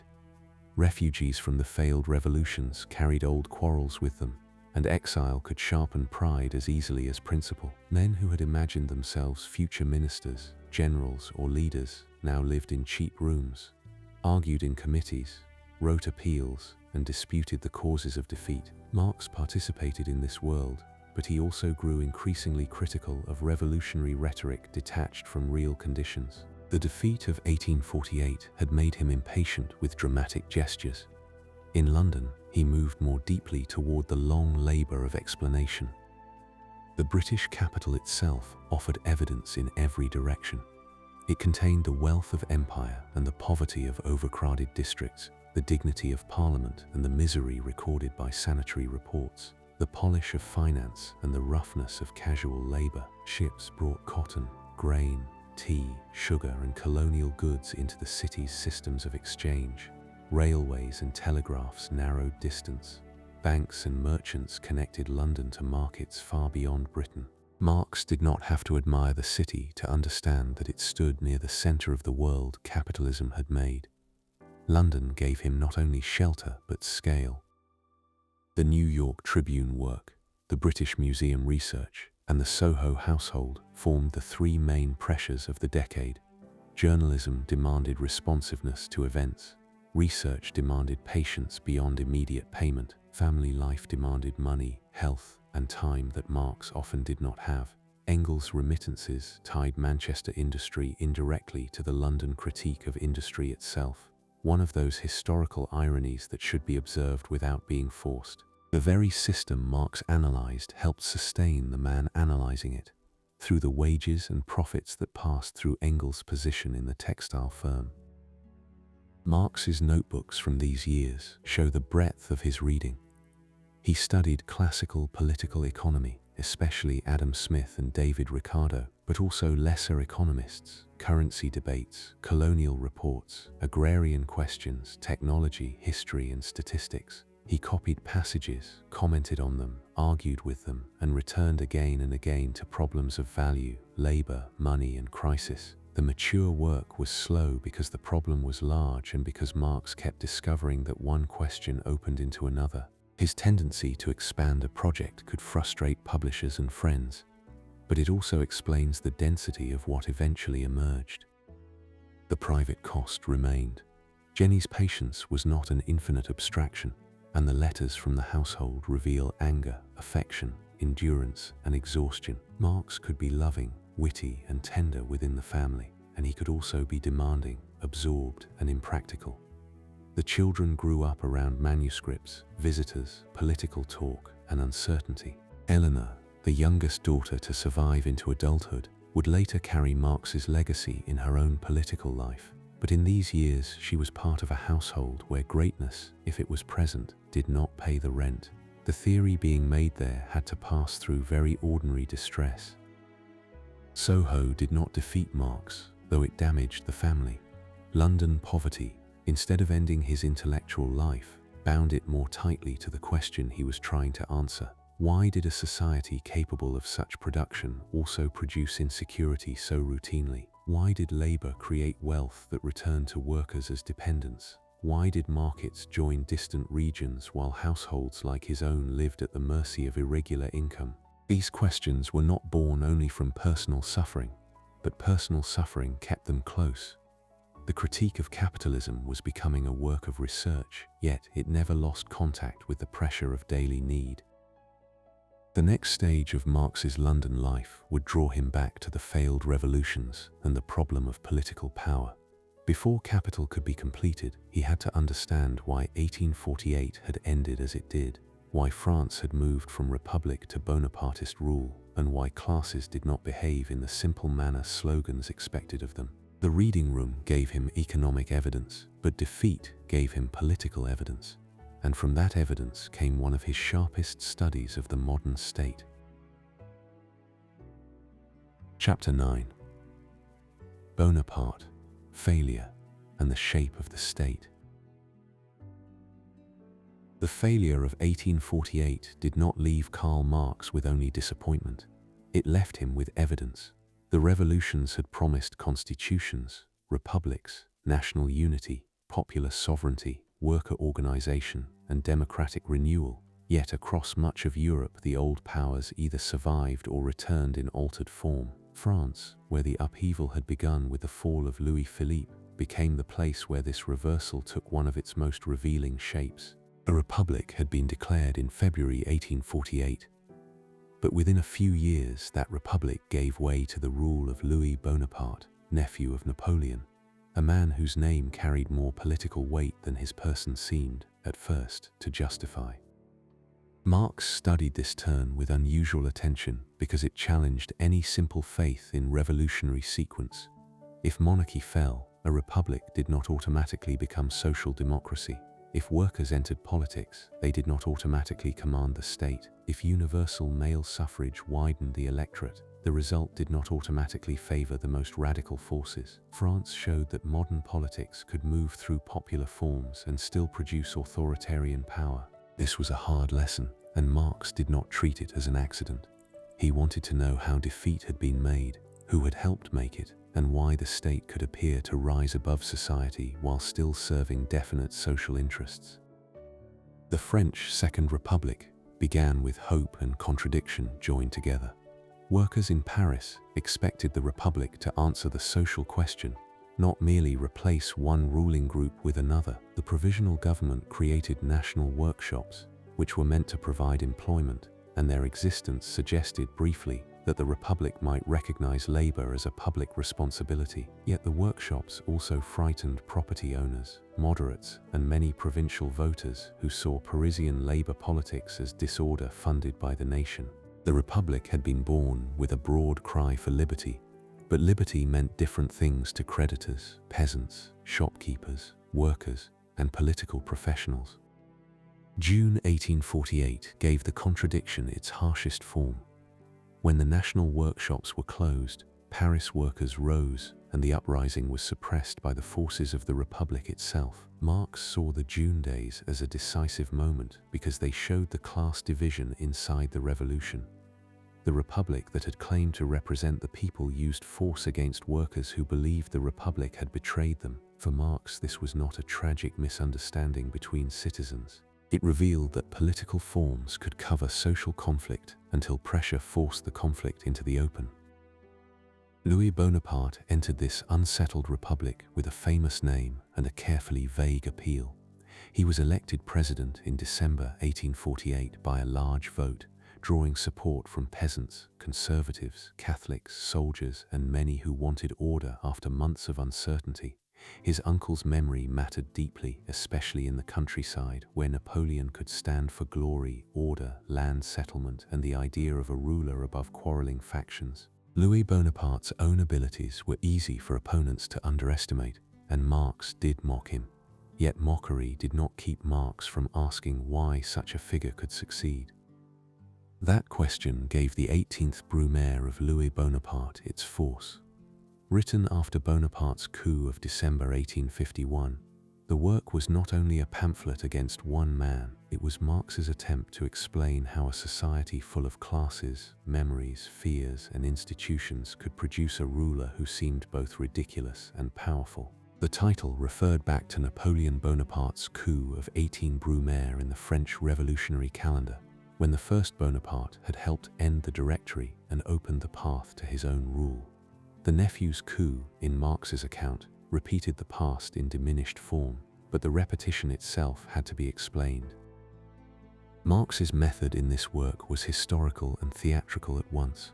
He described parties, classes, fractions of classes, parliamentary maneuvers, rural support, military calculation, and the symbolic power of the Bonaparte name. Irony became one of his instruments, not as decoration, but as a way of showing the distance between appearance and structure. Men spoke in the language of republic, order, property, nation, religion, and people, while underneath those words stood interests that did not always announce themselves plainly. Marx had learned from Hegel how history could move through contradiction. In the Brumaire, he showed politics as a stage on which contradiction often wore borrowed costumes. The peasantry held a central place in his explanation. France's small-holding peasants were numerous, scattered, and attached to property in ways different from the urban proletariat. Marx argued that their conditions made them difficult to organize as an independent political class. Their isolation, localism, and dependence on the state made them susceptible to representation by a figure who claimed to stand above parties. The old Napoleonic memory gave Louis Bonaparte a language through which millions of rural voters could recognize something familiar, even if that recognition did not give them direct control over policy. A modern reader may find this part of Marx's analysis especially revealing because it treats voting not as a simple expression of opinion, but as something shaped by social conditions. People do not enter politics as pure minds choosing among abstract platforms. They arrive as debtors, owners, tenants, veterans, believers, taxpayers, workers, parents, villagers, and members of communities with memories longer than any campaign. Marx could be harsh toward the peasantry, and his language sometimes carried the impatience of an urban radical. Still, he understood that political power could be built from distance. memory, and the need for order as much as from clear ideological commitment. Parliamentary politics in the Second Republic gave him another field of study. Different factions of the bourgeoisie competed with one another. Monarchists divided between legitimists and Orleanists, republicans of varying degrees, representatives of finance, industry, land, and the professions. These groups did not form one smooth ruling class with one simple mind. They made alliances, feared the working class, distrusted each other, and often preferred a strong executive to the danger of deeper democracy. Marx's analysis was subtle on this point. Class rule did not require every member of a class to agree at every moment. It could operate through confusion, compromise, and the delegation of power to a state that promised order. Louis Bonaparte's coup of December 1851 dissolved the National Assembly and prepared the way for the Second Empire. Soldiers occupied key points, opponents were arrested, resistance was suppressed, and a plebiscite later gave popular confirmation to the new order. Marx treated the coup not merely as personal ambition, though ambition was present, but as the outcome of a republic whose ruling groups had weakened democracy out of fear of the people, and then found themselves unable to control the authority they had helped strengthen. The state, in that moment, seemed to stand over society, yet its rise had been prepared by society's divisions. This was one of the important developments in Marx's political thought. The state could not be understood only as a committee directly carrying out the conscious orders of one class in every detail. It had its own offices, army, bureaucracy, police, routines, and traditions. Under certain conditions, it could gain relative independence, balancing classes while preserving the broader conditions of property and order. The Bonapartist state, in Marx's account, drew strength from the weakness and fear of the classes around it. Its power was not outside history, it was one of history's products. The memory of 1789 and the First Napoleon also mattered. Marx was fascinated by how revolutionaries and reactionaries alike borrowed names, costumes, and phrases from the past. Political actors did not make history under conditions they chose freely. They inherited language, symbols, institutions, and memories, then used them in new situations that altered their meaning. The French Revolution had left behind a vocabulary of citizenship, nation, republic, and popular sovereignty. Napoleon had left behind an image of order and glory. Louis Bonaparte lived off that inheritance, even as the society around him was no longer the society of his uncle. The Brumaire was written from exile, and this shaped its tone. Marx was not an official historian with access to archives and a calm institutional post. He was a political refugee in London, reading newspapers, following reports, corresponding with others, and writing under pressure. The pamphlet form required speed, compression, and judgment before time had settled everything into distance. That closeness gave the work energy. It also made it part of the history it described, an intervention by a defeated revolutionary trying to understand why defeat had occurred. Political failure, for Marx, was not something to mourn once and then leave untouched. It had to be studied. This separated him from radicals who treated each defeat as proof only of betrayal or insufficient courage. Betrayal and cowardice might exist, but they did not explain enough. Why had workers been isolated? Why had peasants supported Bonaparte? Why had bourgeois liberals feared social democracy more than authoritarian recovery? Why had Parliament weakened itself? Why had a name from the past become useful in a modern republic? These questions made defeat intellectually productive, though not less painful. The work also revealed Marx's talent for historical portraiture. Louis Bonaparte appears in the text as limited, evasive, theatrical, and dependent on forces larger than himself. Yet Marx did not make him irrelevant. A mediocre figure could still become historically important if institutions, memories, class fears, and political openings gathered around him. This was a severe lesson for any theory that expected history to be led only by great men or by transparent social forces. Sometimes the person at the center was small, but the arrangement that lifted him was large. London gave Marx enough distance to examine France while remaining close enough to feel the defeat as part of his own life. The New York Tribune work kept him engaged with current events, and his reading in the British Museum widened the economic background against which politics took place. The study of Bonaparte did not distract from the critique of capitalism. It helped prepare it. Marx was learning how political forms, state machinery, class alliances, ideology, and economic interest moved together without becoming identical. In the years after the Brumaire, Marx's attention increasingly returned to political economy. The failed revolutions had shown him that slogans could outrun social development, that democratic forms could be captured, and that the state could preserve order through means more complex than direct repression alone. To understand the society that produced these political outcomes, he had to go beneath the surface of parliaments and coups. The next labor would be slower than journalism and less immediate than revolutionary pamphlet. It would begin with the ordinary object that capitalist society placed before everyone, the commodity.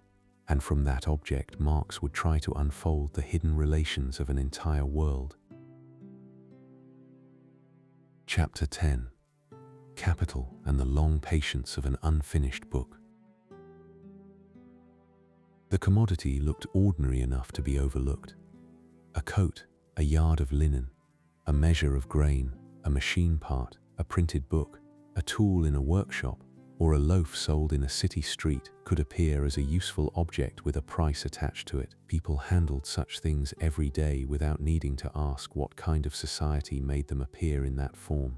Marx began Capital with the commodity because capitalist society presented its wealth as an immense accumulation of commodities, and because the simplest object in the market carried, if examined patiently, the relations of labor, exchange, value, ownership, and dependence. The beginning was plain in appearance, but it opened into a difficult world. Marx's movement toward capital had taken many years. The London exile did not give him one uninterrupted period of study, and the book did not emerge from one steady desk. Journalism for the New York Tribune consumed time and energy. Illness interrupted his work repeatedly. Household crises returned with familiar force. Publishers waited. Friends asked after progress.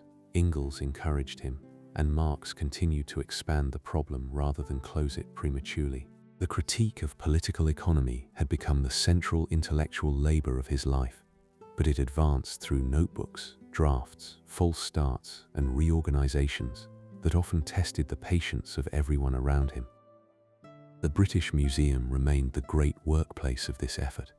Marx read not only the famous political economists such as Adam Smith and David Ricardo, but also pamphlets, currency writers, reports on banking, debates over machinery, agricultural studies, trade statistics, colonial material, and the parliamentary blue books that recorded official investigations into factories and labor. The patience of economic writing lay partly in this accumulation. Marx wanted to understand capitalism not as a moral scandal alone, and not as a set of isolated abuses, but as a form of society with its own movement, its own logic, and its own way of turning human activity into measurable value. The notebooks, later grouped under titles such as the Grundriss, show the scale of the unfinished work beneath the published one. Written in 1857 and 1858 during a period of economic crisis, the Grundriss was not a polished book, but a vast laboratory of thought. Marx moved through money, circulation, production, pre-capitalist forms, labor, machinery, and the world market, often in sentences that seemed to think while they unfolded. He was not writing for a sleeping reader, a party meeting, or even a publisher at that point. He was building the internal architecture of an argument whose final shape he did not yet fully possess.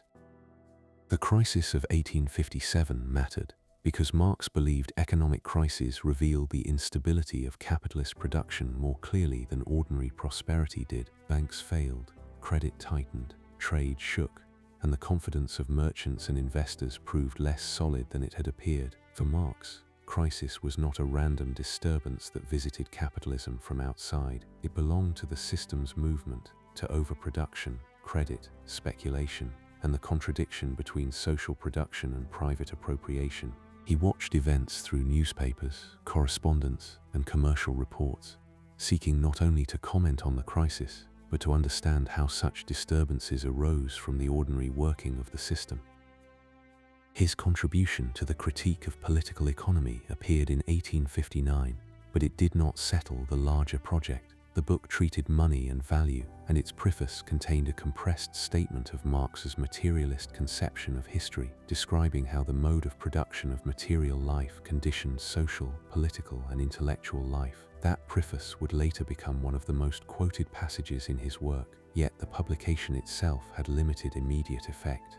It was a marker along the road rather than the destination. Marx still had to write the book that would make the critique fuller, stranger, and harder to ignore. Capital Volume 1 finally appeared in Hamburg in 1867, published by Otto Meissner. The printed book was heavy with years of reading, delay, suffering, argument, and revision. It did not arrive as a smooth message to the world. It arrived as a demanding work of analysis, filled with abstractions, historical examples, factory reports, literary references, footnotes, irony, and careful movement through categories that ordinary economic language often treated as obvious. Marx sent copies, waited for reviews, hoped for recognition, and worried, as authors do, over whether the thing that had consumed so much life would find its readers. As a printed artifact, Capital was almost the opposite of the Communist Manifesto. The manifesto had been short, urgent, and declarative, written for an organization at the edge of revolution. Capital was slow, layered, and exacting, written out of defeat, exile, research, and the long patience of a man who no longer believed that indignation was enough. Its title announced a subject that many people thought they already understood. Merchants, manufacturers, bankers, and politicians spoke of capital constantly. Marx asked what capital was, how it moved, and what human relation was hidden inside its apparently objective power. Factory reports gave the book some of its most grounded evidence. British inspectors recorded working hours, child labor, accidents, sanitary conditions, machinery, wages, and the evasions by which employers tried to extend labor or escape regulation. These official documents were not written for Marx, and that made them valuable to him. They came from the administrative world of the very society he was analyzing. The odd intimacy of factory reports lay in the way cold official prose could carry the details of exhausted bodies, shortened meals, night work, and childhood bent to production without becoming literature. Marx read them as evidence against the innocence of the market. The opening chapters of Capital are difficult because Marx begins with value. A commodity has use value because it satisfies some need, whether ordinary or refined, necessary or trivial. It also has exchange value because it can be exchanged for other commodities in definite proportions. Beneath exchange value, Marx searched for value, and he located it in socially necessary labor time, the amount of labor required under given social conditions to produce a commodity. This was not a simple statement that every worker received the value he created. It was the beginning of an explanation of how labor becomes measured, compared, and represented in exchange. Money then appears not as a convenient invention that merely simplifies barter, but as a necessary form through which value expresses itself in a commodity-producing society. Gold, or money more generally, becomes the universal equivalent, the thing through which other commodities announce their value. Marx's analysis of money can seem remote until one remembers how much of modern life depends on this abstraction. Work, rent, food, debt, inheritance, profit, taxes, and survival all become mediated through a form that appears independent, almost natural, though it is made by social relations. The central movement of the book arrives with labor power. Marx argued that under capitalism, the worker does not sell labor itself in the abstract, but labor power, the capacity to work for a given time. The value of that labor power is tied to the cost of reproducing the worker's life, while the use of labor power in production can create more value than the worker receives in wages. The difference is surplus value. This, for Marx, was the hidden source of profit, not cheating in exchange alone, and not the personal wickedness of a single employer, but a relation built into the wage system itself. Such analysis gave Marx a way to explain exploitation, without relying on the idea that every transaction was visibly unfair.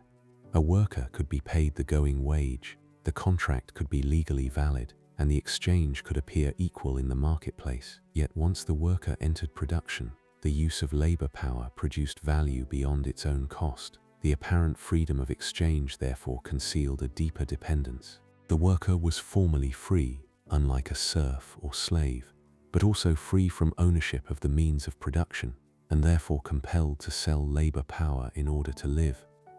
Marx's irony often rested on this double meaning of freedom. The working day became one of Capital's most memorable historical sections because it showed the struggle over time itself. Employers sought to extend labor as far as possible. Workers, reformers, inspectors, and legislation pushed back against exhaustion and destruction. The Factory Acts, the testimony of inspectors, and the disputes over hours allowed Marx to show that the length of the working day was not fixed by nature, it was fought over. Time, which might seem the most neutral of measures, became a field of social conflict. In this way, a question as plain as how long a person worked could reveal the larger structure of class power.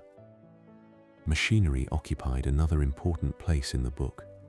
Marx did not treat machines as evil objects. He understood them as concentrated social knowledge, as instruments that increased productive power and altered the organization of labor. Under capitalism, however, machinery often appeared to the worker as a force outside and above him, owned by capital and used to intensify labor, displace skill, discipline the workplace, and increase surplus value. This was part of Marx's larger argument that human capacities, when organized through capitalist relations, could return to human beings as alien powers. The machine was not the enemy by itself. The social relation in which it operated gave it that character. Capital also traced accumulation, the process by which surplus value returns as expanded capital. Profit is not merely consumed by the capitalist, it is reinvested, enlarged, and made to command more labor. This movement gives capitalism its restless quality. It must grow, compete, revolutionize production, seek markets, reduce costs, and reorganize life around expansion. Marx had already praised and condemned this dynamism in the Communist Manifesto. In Capital, he tried to show its mechanism. A society that appears to be organized around individual exchange is driven by impersonal compulsion, because each capitalist must act under pressure from competition, whether or not he personally desires endless expansion. The final historical movement of the first volume turned towards so-called primitive accumulation, the violent and legal processes by which producers were separated from the means of production. Enclosures, colonial plunder, state power, debt, and dispossession entered the story. Marx wanted to challenge the polite economic fable in which capitalism arose because some people worked hard and saved while others were lazy and fell behind. The origins of capitalist property were not innocent in his account. They involved law, coercion, empire, and the remaking of rural life. The free worker of capitalism had been made through histories that were often anything but free. A difficult book can outlive easier pamphlets because it gives later readers a structure to return to, even when they disagree with it. Capital did not become instantly dominant. Its first reception was limited, and Marx was frustrated by the slowness of recognition. Some readers found it too hard, too abstract, too German in method, or too hostile to accepted economics. Engels worked hard to promote it, explain it, and arrange reviews. Marx revised for later editions and followed translations with interest. He knew that the book needed readers beyond Germany, and he also knew that translation could change the fate of an argument. Charles Darwin's name sometimes appears beside Marx's, because both men offered 19th-century accounts of development without relying on older teleologies. Marx admired Darwin's achievement and saw in natural history a parallel, though not a simple model, for the historical analysis of society. He reportedly wanted to dedicate a later edition of Capital to Darwin, though the matter remains surrounded by misunderstanding and caution. What matters here is not a neat equivalence between them, but the broader intellectual climate. The 19th century was learning to think historically about nature, language, society, religion, and economy. Marx's historical object was capitalism. Capital Volume 1 did not complete the project Marx had planned. Volumes on circulation, the total process of capitalist production, theories of surplus value, the state, international trade, and the world market remained in varying states of draft, fragment, and intention. This incompletion should not be treated only as failure. It also shows the scale of what Marx had attempted. He wanted to explain not a policy, not a government, not a single industry, but the inner movement of a society that had already begun to bind the world together through production, exchange, credit, and empire. After 1867, Marx was no longer only the defeated journalist of 1848 or the impoverished exile in Soho. He was the author of a major work that would slowly gather force among socialists, labor organizers, intellectuals, and critics of political economy. Yet the book did not lift him out of illness, family pressure, or unfinished labor. Its publication marked an arrival, but not a resting place.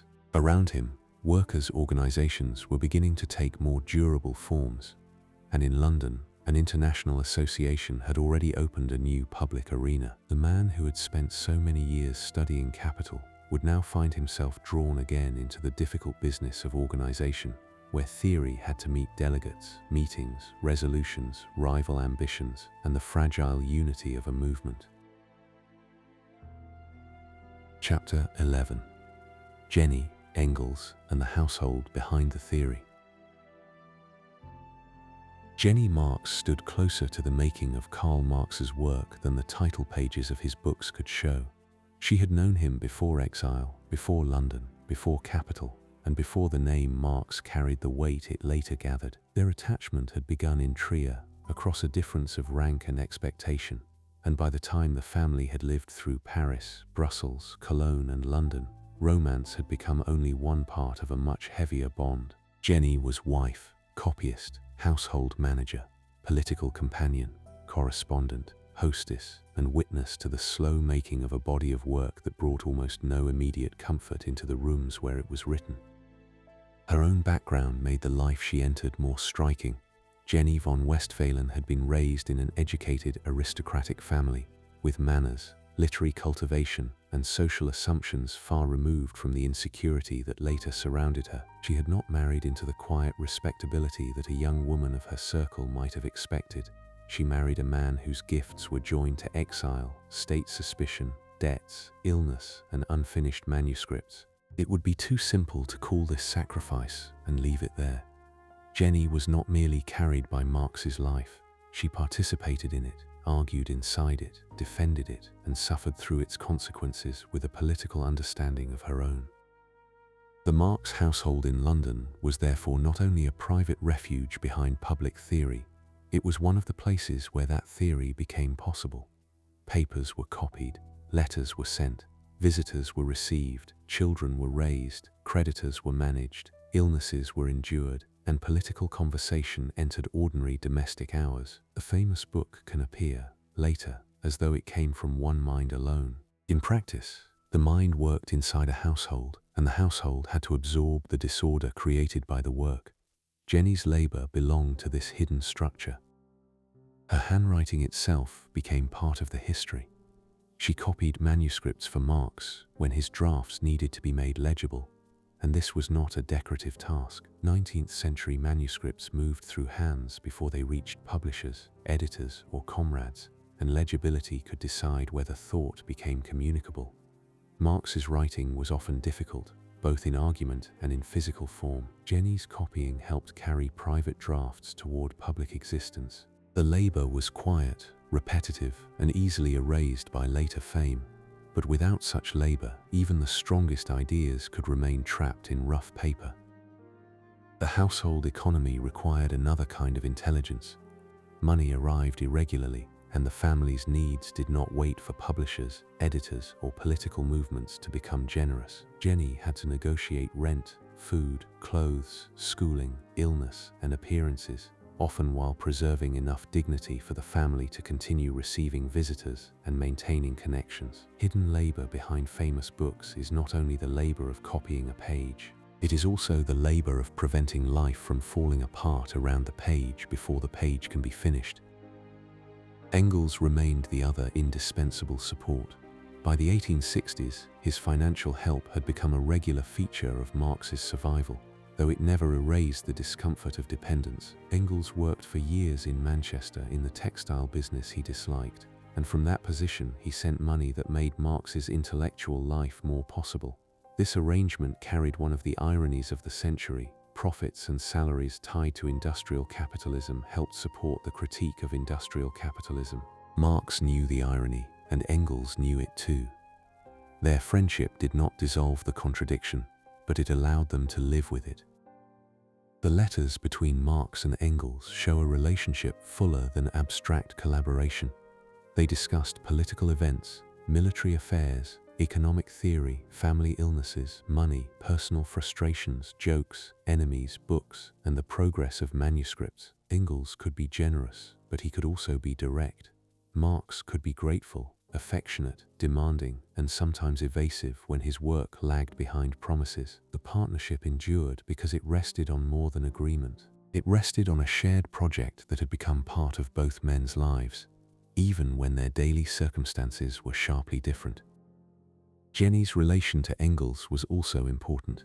He was not only Marx's collaborator somewhere in the distance, he was a friend of the household, a practical rescuer, and one of the few people who understood how much the family's life depended on his help. This dependency could not have been simple for anyone involved. It preserved Marx's work, but it also confirmed how far the family remained from independence. Every remittance relieved pressure while reminding them of the pressure's return. For a household proud in mind and poor in means, gratitude and humiliation could sit close together. The Marx daughters grew up inside this world of papers, visitors, talk, and instability. Jenny, Laura, and Eleanor were not passive children in the background of a great man's study. They were educated, lively, politically aware, and drawn into the intellectual atmosphere around them. The family used nicknames, played games, read literature, and maintained forms of affection that complicate any image of the home as only grim or severe. Marx, for all his difficulties, could be tender and playful with his children. He told stories, shared jokes, and gave them a household in which books and politics were ordinary parts of life.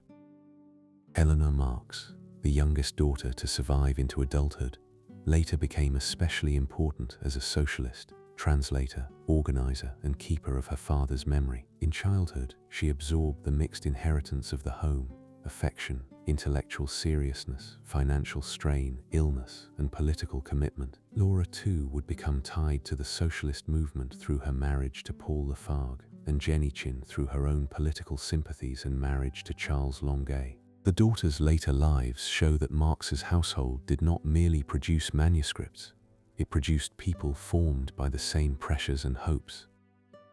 The family's social circle brought a stream of visitors into the home: exiles, radicals, writers, workers' representatives, and political acquaintances passed through, depending on the year and the family's condition. Such visits could give the household life and importance, but they also demanded food, order, and emotional labor from people already stretched. A visitor might remember conversation with Marx. Jenny might remember whether there was enough to serve, whether the children were ill, whether a creditor had come, or whether the furniture made poverty too visible. Public memory often keeps the conversation and loses the cost of hosting it. Illness remained a recurring burden. Marx suffered from liver complaints, boils, headaches, and other ailments that interrupted work and darkened his temper. Jenny endured her own illnesses and the exhaustion of household management. Children fell sick, doctors cost money, recovery required conditions the family did not always possess. The gentle silence rule belongs especially here because private suffering can become too easy to narrate if treated as emotional material. It is enough to say that the household was often ill, often anxious, and often forced to manage sickness with insufficient means. The deaths of children had left wounds that did not need repetition to remain present. Earlier losses, especially that of Edgar, had marked Marx and Jenny deeply. In later years, grief did not vanish simply because the surviving family continued to work, write, argue, and receive friends. The historical record contains letters where sorrow enters without ceremony as part of the life that had to continue after burial. Marx's public severity should not obscure this. A man can write with cold analytical force and still be broken by the loss of a child. Domestic life also reveals Marx's limitations. He depended heavily on the labor of women around him, and he did not always carry the practical burdens created by his choices. Jenny managed what he often could not or would not manage. Helene Demuth kept the household functioning through years when paid domestic service, loyalty, class position, and personal attachment were bound together in ways that modern readers may find difficult. Marx could be affectionate and generous in spirit, but he could also be absorbed, impractical, and harsh. The household behind the theory was sustained by people whose own claims on ease were repeatedly postponed. Yet the home should not be reduced to misery. That would be another kind of falsification. The Marx family read Shakespeare, exchanged jokes, invented nicknames, followed politics, and maintained bonds of warmth even while debt and illness pressed on them. Marx's daughters remembered him not only as a thinker but as a father with a powerful presence in the room. He was called Moore within the family, a nickname tied to his dark complexion and hair, and the name carried affection rather than distance. Such details matter because they return scale to a figure often enlarged beyond human proportion. The publication of Capital did not end the household's difficulties. Recognition came slowly, and income remained uncertain. Marx continued working on later volumes, but his health and habits made completion difficult. Jenny continued to live beside the unfinished nature of the project. A wife of a more orderly scholar might have seen manuscripts pass cleanly from draft to publisher, one after another. Jenny lived beside a mind that gathered material endlessly, revised heavily, delayed painfully, and expanded questions until even friends despaired of closure. Her patience was therefore not only emotional, it was intellectual endurance in daily form. Engels' role grew still more important as Marx's health and finances fluctuated. After Engels withdrew from the Manchester business in 1869, he moved to London, which brought the friendship into closer daily reach. The change mattered. Conversation could replace some correspondence. Support could be more immediate. The collaboration could continue in person. Engels' move also marked the beginning of a later phase in which he would increasingly become guardian of Marx's unfinished work. Even before Marx's death, the partnership was changing from joint production toward preservation. Affection inside ideological households often survives in forms that do not look gentle from the outside. There were arguments, impatience, jokes at enemies' expense, fierce loyalties, long silences, and practical crises that would have worn down a milder family. The Marx home did not resemble the smooth domestic ideal of Victorian respectability, though it sometimes tried to maintain its surface. It was politically charged, intellectually alive, financially unstable, and emotionally bound by shared hardship. That mixture gave it both strain and vitality. Marx's theory of labor, exploitation, and social reproduction did not fully account for the household labor on which his own work depended. This is one of the quiet ironies around him. He understood that capitalist society concealed relations beneath appearances, yet some of the labor closest to him remained concealed by the conventions of family life, gender, and service. Jenny's copying, Helene's domestic work, the daughter's participation in correspondence and memory, and Engels' financial support all formed part of the real conditions behind Marx's authorship. The name on the spine was singular. The life that made the book possible was not. As the 1860s moved into the 1870s, the household remained connected to a wider movement that was becoming more organized and more divided.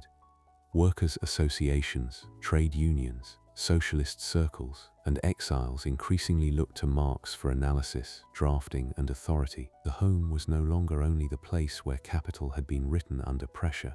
It was also connected to an international network of meetings, letters, resolutions, and disputes. From the rooms of family life, Marx would be drawn again toward public organization, and the next arena would be the international, where the question of revolution had to pass through delegates, councils, rival doctrines, and the difficult labor of holding a movement together. Chapter 12. The International, the Commune, and the Fracturing of Revolution. The International Workingmen's Association gave Karl Marx a new kind of public life. It was founded in London in 1864, in a meeting at St. Martin's Hall, where workers, trade unionists, foreign radicals, and democratic sympathizers gathered around the possibility that labor movements in different countries might learn to act together. The idea was not entirely new, because exiles and radicals had long written across borders, but the association gave that hope a more durable institutional form. For Marx, who had spent years in libraries, journalism, poverty, and private study, the International opened a practical arena in which theory had to pass through resolutions, speeches, minutes, committees, and the uneven patience of organized men. The association was never a single obedient instrument of Marx's thought.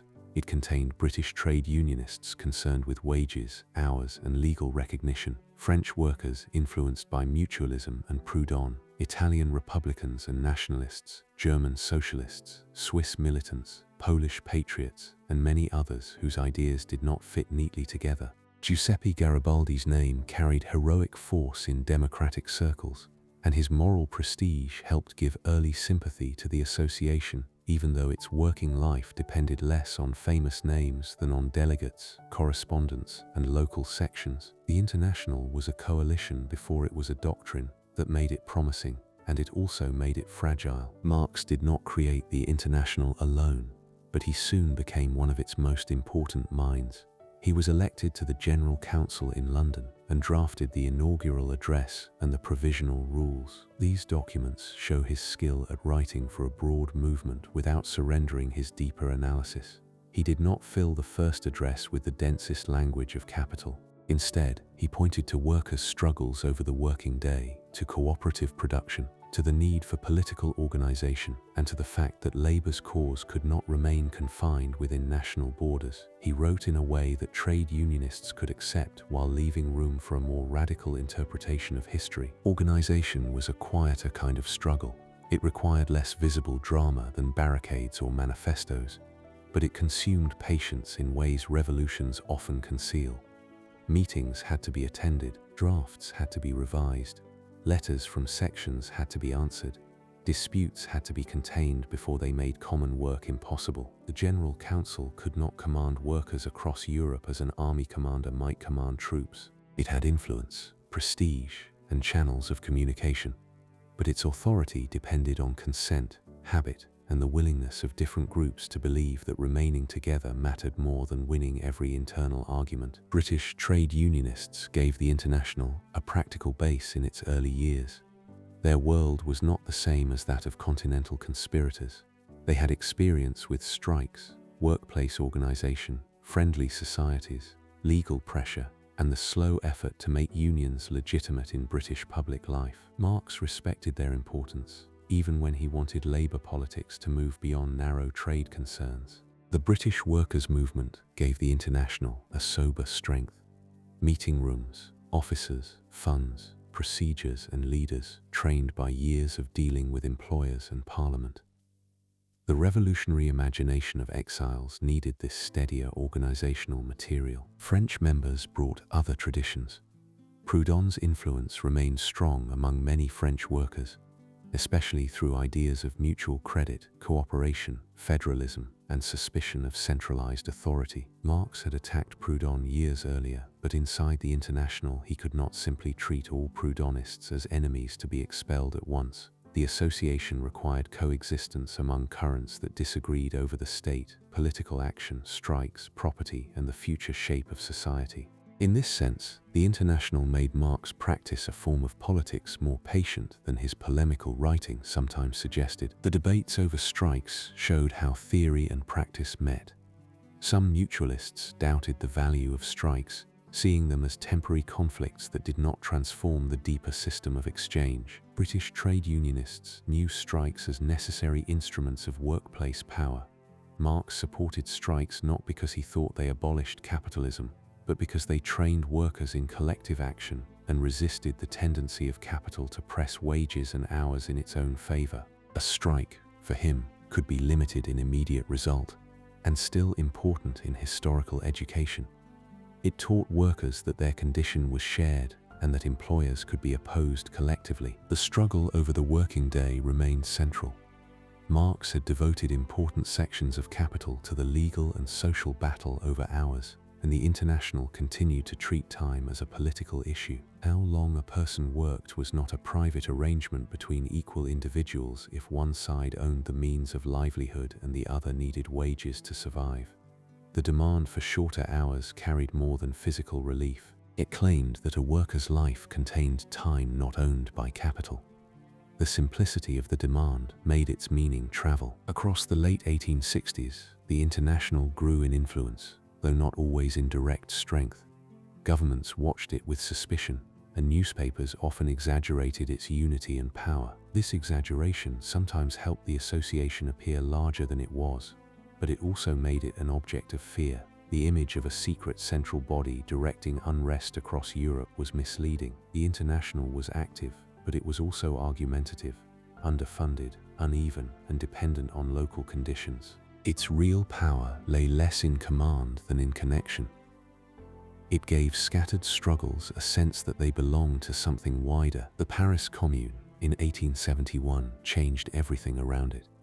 After France's defeat in the Franco-Prussian War and the collapse of Napoleon III's Second Empire, Paris entered a crisis of siege, hunger, Republican hope, and distrust of the national government. In March 1871, the city's National Guard and radical municipal forces resisted attempts by the government at Versailles to remove cannon from Paris. A commune was proclaimed, and for a brief period the city governed itself through elected bodies, worker measures, anti-clerical reforms, and the intense improvisation of revolutionary municipal life.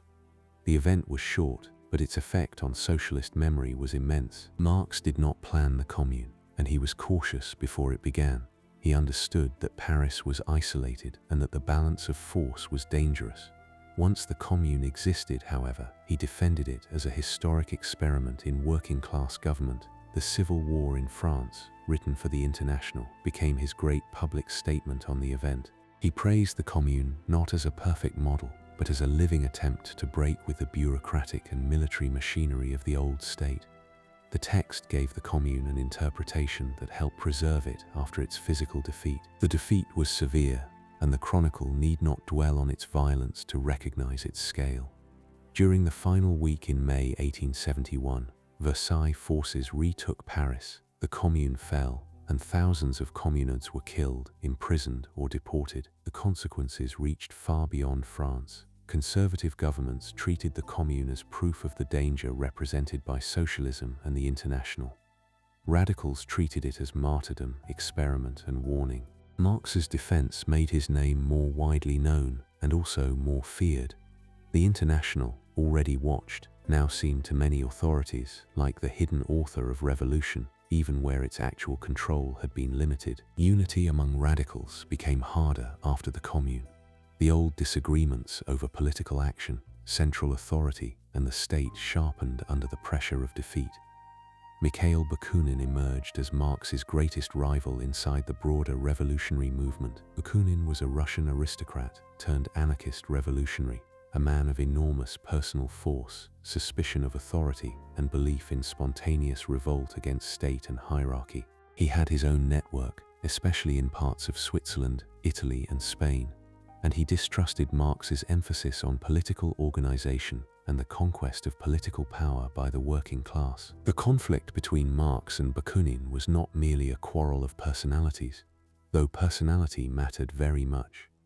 Marx saw Bakunin as conspiratorial, undisciplined, and theoretically confused. Bakunin saw Marx as authoritarian, overly German, and inclined towards central control. Behind the insults lay a real strategic division. Should workers organize politically, form parties, contest state power, and use collective institutions to transform society? Or should revolution seek to abolish the state directly through federations of communes, associations, and insurgent energy from below? The argument would echo through later socialist and anarchist movements long after both men were gone. Marx believed that the working class had to organize as a class and enter political struggle.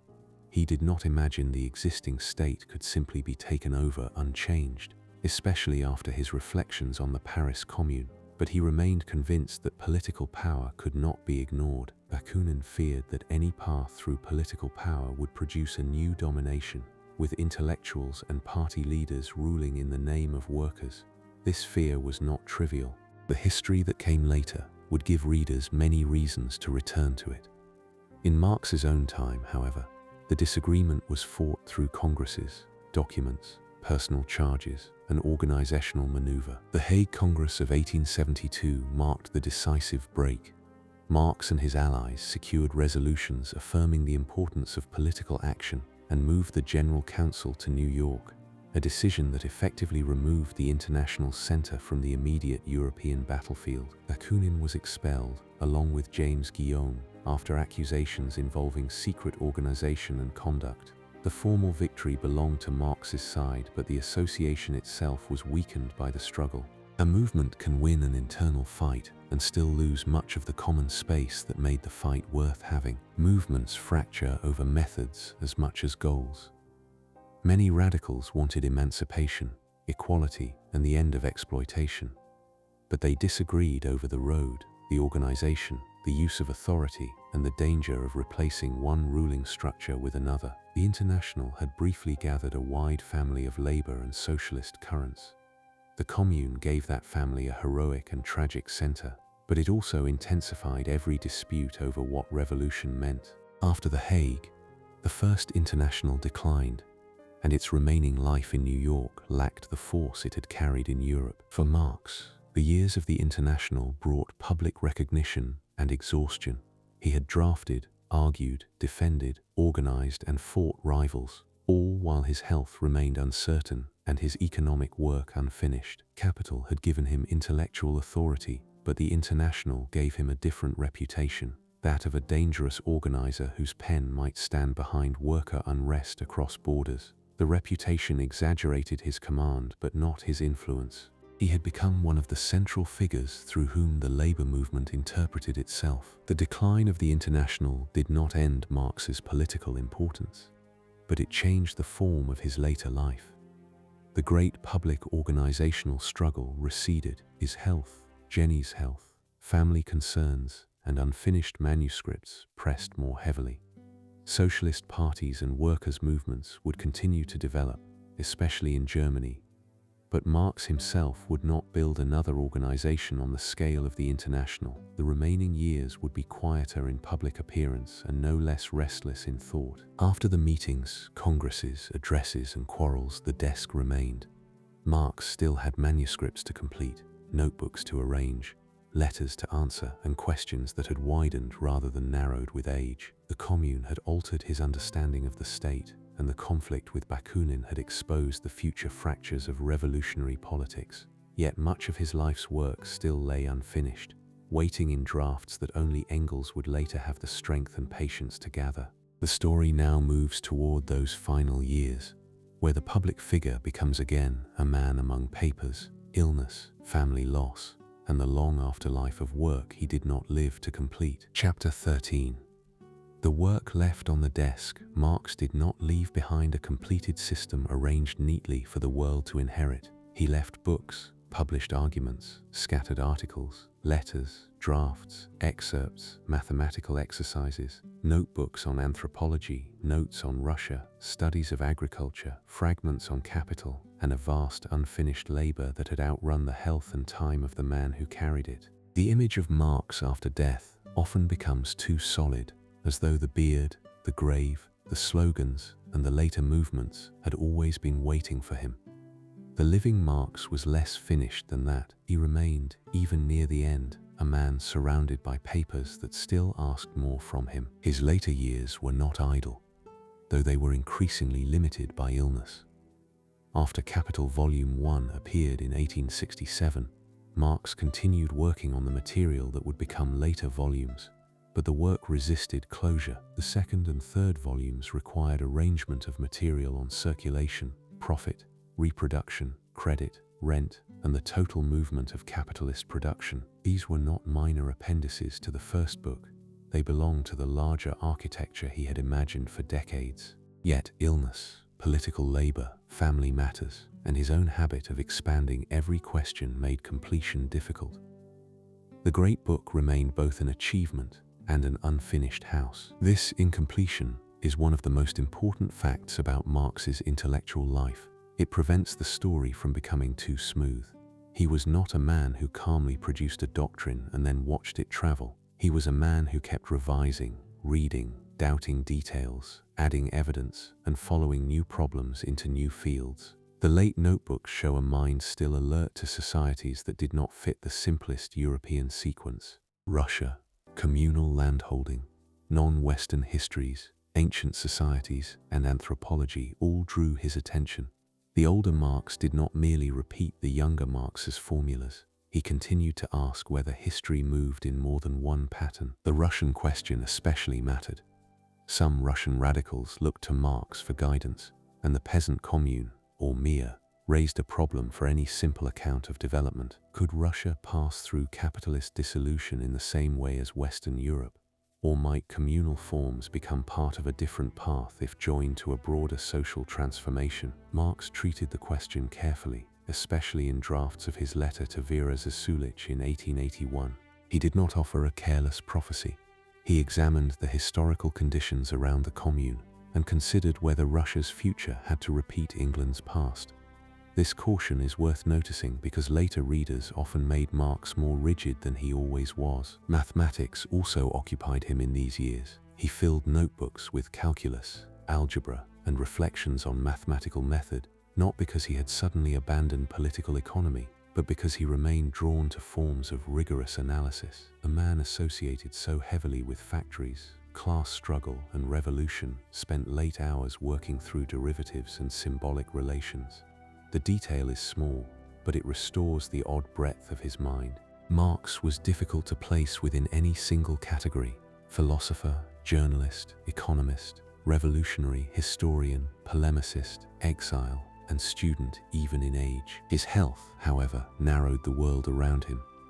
Liver troubles, bronchial illness, pleurisy, headaches, and painful skin conditions had long interrupted his work. Later in life, these ailments became harder to overcome. Doctors urged travel for health, and Marx spent time away from London in places thought to offer better air or climate. He went to the Isle of Wight, to health resorts, to Algiers, to the south of France, and other places where recovery might be possible. These journeys were not leisurely departures from work. They were attempts to keep a failing body in motion long enough for the mind to continue. Jenny Marx's health also declined. She had carried decades of exile, poverty, household strain, copying, worry, and political companionship. In 1881, she died after illness, leaving Marx bereaved in a way that cannot be separated from the whole arc of his adult life. She had known him before the world knew him, and she had endured the cost of the work before the work had any secure place in history. The marriage had not been easy, and no honest account needs to smooth it into a sentimental portrait. Yet her death removed one of the oldest continuities in his life, the person who had walked with him from Trier's youthful hopes into the long exile of London. Marx was too ill to attend Jenny's funeral. This fact has a plain sadness because it joins private grief to bodily limitation without requiring embellishment. A man who had written about world history, revolution, and the movement of capital could not perform one of the simplest public acts of mourning. Engels, who understood the depth of the loss, wrote that Marx had died too, in a sense, with Jenny's death, though Marx would live a little longer. The remark was intimate rather than theoretical. It recognized how much of Marx's life had been held together by a bond that had survived nearly everything else. Eleanor Marx, Laura Lafargue, and the family circle remained important in the final years. Eleanor especially stayed close to her father, helping him, reading with him, and later becoming one of the most active carriers of his memory and politics. The daughters had grown up inside a household where affection, argument, illness, debt, literature, and revolution had never been separate. Their adult lives showed how deeply that world had marked them. They were not merely witnesses to Marx's legacy, They were part of the human continuation of it. The public socialist movement was also changing. In Germany, figures such as Wilhelm Liebknecht and August Bebel helped build a workers' party that would become increasingly important despite repression under Bismarck's anti-socialist laws. Marx followed these developments with interest and sometimes impatience. He criticized formulations he found confused, including in the Gotha program of 1875, where he objected to phrases about labor, distribution, and the state. Even in declining health, he remained unwilling to let friendly movements pass uncorrected when he thought their principles were loose. Agreement never freed anyone from Marx's criticism. Legacy had already begun to escape the author. Marx could influence parties, correspond with radicals, and comment on programs, but he could not control how his thought would be simplified, translated, adapted, or hardened by movements that needed slogans as much as analysis. The process had begun before his death. The manifesto traveled more easily than capital. Political phrases traveled more easily than methodological cautions. Workers' parties needed platforms, not endless notebooks. Admirers and opponents alike began turning Marx into something more definite than the unfinished scholar actually was. After Jenny's death, Marx's own strength faded further. In early 1883, the death of his eldest daughter, Jenny Longuet, added another blow. The accumulation of grief and illness left him weakened beyond recovery. On the 14th of March, 1883, in London, Marx died in his armchair. The manner of death was quiet, almost startlingly small beside the later size of his reputation. There was no crowd, no public drama, no final command to history. The life that had moved through Trier, Bonn, Berlin, Cologne, Paris, Brussels, London, newspapers, trials, libraries, councils, and manuscripts ended in a room. Highgate Cemetery received him in a modest burial. Only a small group stood at the graveside, among them Engels, family members, and close comrades. Engels spoke there, not to a mass movement gathered in thousands, but to the few who had come to bury a friend. He described Marx as a thinker who had discovered the law of development of human history and the special law of motion of capitalist production. He also named Marx's revolutionary work, his role in the International, and his lifelong commitment to the working class. The speech was brief, but it helped shape how Marx would be remembered. Engels' words mattered because he was not only praising the dead, he was beginning the work of preservation. He knew better than anyone how much remained unfinished, and he understood the papers Marx had left behind as both treasure and burden. To bury Marx was one task. To rescue Marx's manuscripts from disorder was another, and it would consume much of Engels' remaining life. The friend who had sent money, advice, drafts, jokes, and political judgment would now become editor, interpreter, defender, and guardian. Capital Volumes 2 and 3 were published after Marx's death through Engels's labor. Volume 2 appeared in 1885 and Volume 3 in 1894. Engels had to work through drafts that were often incomplete, uneven, and difficult to arrange. He did not simply print a finished manuscript left in a drawer. He reconstructed, ordered, clarified, and sometimes made editorial decisions under conditions that later scholars would examine closely. The published Marx after 1883 was therefore, in part, Marx through Engels. This does not make the work false.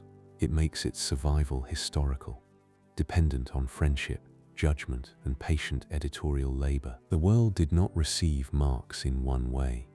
Some workers' movements treated him as a guide to class struggle and capitalist crisis. Some economists dismissed or attacked him. Some political leaders used parts of his thought while ignoring others. Some philosophers returned to the early writings. Some organizers preferred the sharper phrases of the manifesto. Some scholars gave their lives to the dense arguments of capital. Already the name Marx had begun to divide rooms. It would continue doing so long after the man himself could no longer revise a sentence. The 20th century would carry his name into revolutions, states, parties, arguments, tragedies, hopes, and crimes far beyond the scope of his own 19th century life. That later history is vast, and it cannot be folded back into the man too simply. Marx did not govern the states that later claimed him. He did not write every slogan spoken in his name. He did not foresee every use of his work, and no author controls the fate of an idea once it passes into institutions, armies, schools, parties, prisons, parliaments, and classrooms. The afterlife of Marx belongs to history, but it should not erase the life before it. That life was made of movement. Trier gave him law, family, and the first evidence that public power could enter private identity. Bonn gave him disorder. Berlin gave him philosophy. Cologne gave him censorship and property disputes. Paris gave him socialism, Jenny's first exile household, and Engels. Brussels gave him the turn toward history. The revolutions gave him hope and defeat. London gave him poverty, the British Museum, the International, Capitol, and the long unfinished desk. No single city explains him. Together they made the path through which his thought gathered force. Near the end, the papers mattered most. Not because they were more important than the people around him, but because they were what remained to be carried. Notebooks lay with excerpts, calculations, drafts, and plans. Letters preserved arguments and anxieties that spoken conversation had already lost. Published books stood beside unfinished manuscripts, and the unfinished ones kept asking for order. Engels, Eleanor, and others would take up that work in different ways, but the room itself had already changed. The hand that had written, crossed out, delayed, expanded, and returned to the same problems for decades was still. The fade begins there, not with a monument, but with paper. A sheet covered in Marx's hand, a notebook open to a passage copied from an economist or a report, a margin holding a mark that once meant return to this, examine this again, do not leave this settled. The world outside the desk had already begun to move his name into arguments he would never hear. Inside the papers, the older labor remained slower. Ink held the pressure of thought without needing to announce it. Highgate held the body, and the manuscripts held the unfinished work. Between them stood Engels, family, comrades, editors, translators, printers, and readers, each carrying a little of what one life had left unresolved. The grave did not close the matter, it only marked the place where the man stopped, and the handling of the work continued. In libraries, copies of Capital settled onto shelves. In workers' rooms and party offices, pamphlets passed from hand to hand. In private studies, readers paused over sentences that seemed to resist them before yielding a little. Marx had spent much of his life studying the hidden relations inside ordinary things. A coat, a coin, a wage, a working day, a factory report, a printed page. After his death, his own papers became ordinary things of that kind. They could be stacked, sorted, mailed, edited, bound, misplaced, recovered, translated, and read under different lamps by people he would never know. Their survival depended on material acts as humble as the world he had tried to explain. So the story rests not in certainty, but in remains. A grave in London, a shelf of books, a bundle of manuscripts once left unfinished, paper touched by hands, darkened by ink, carrying arguments that began in the 19th century and did not stay there. The life had ended, but the pages remained, and for a while longer, in the stillness of archives and reading rooms, the work kept its quiet weight. The journey is complete. Rest well.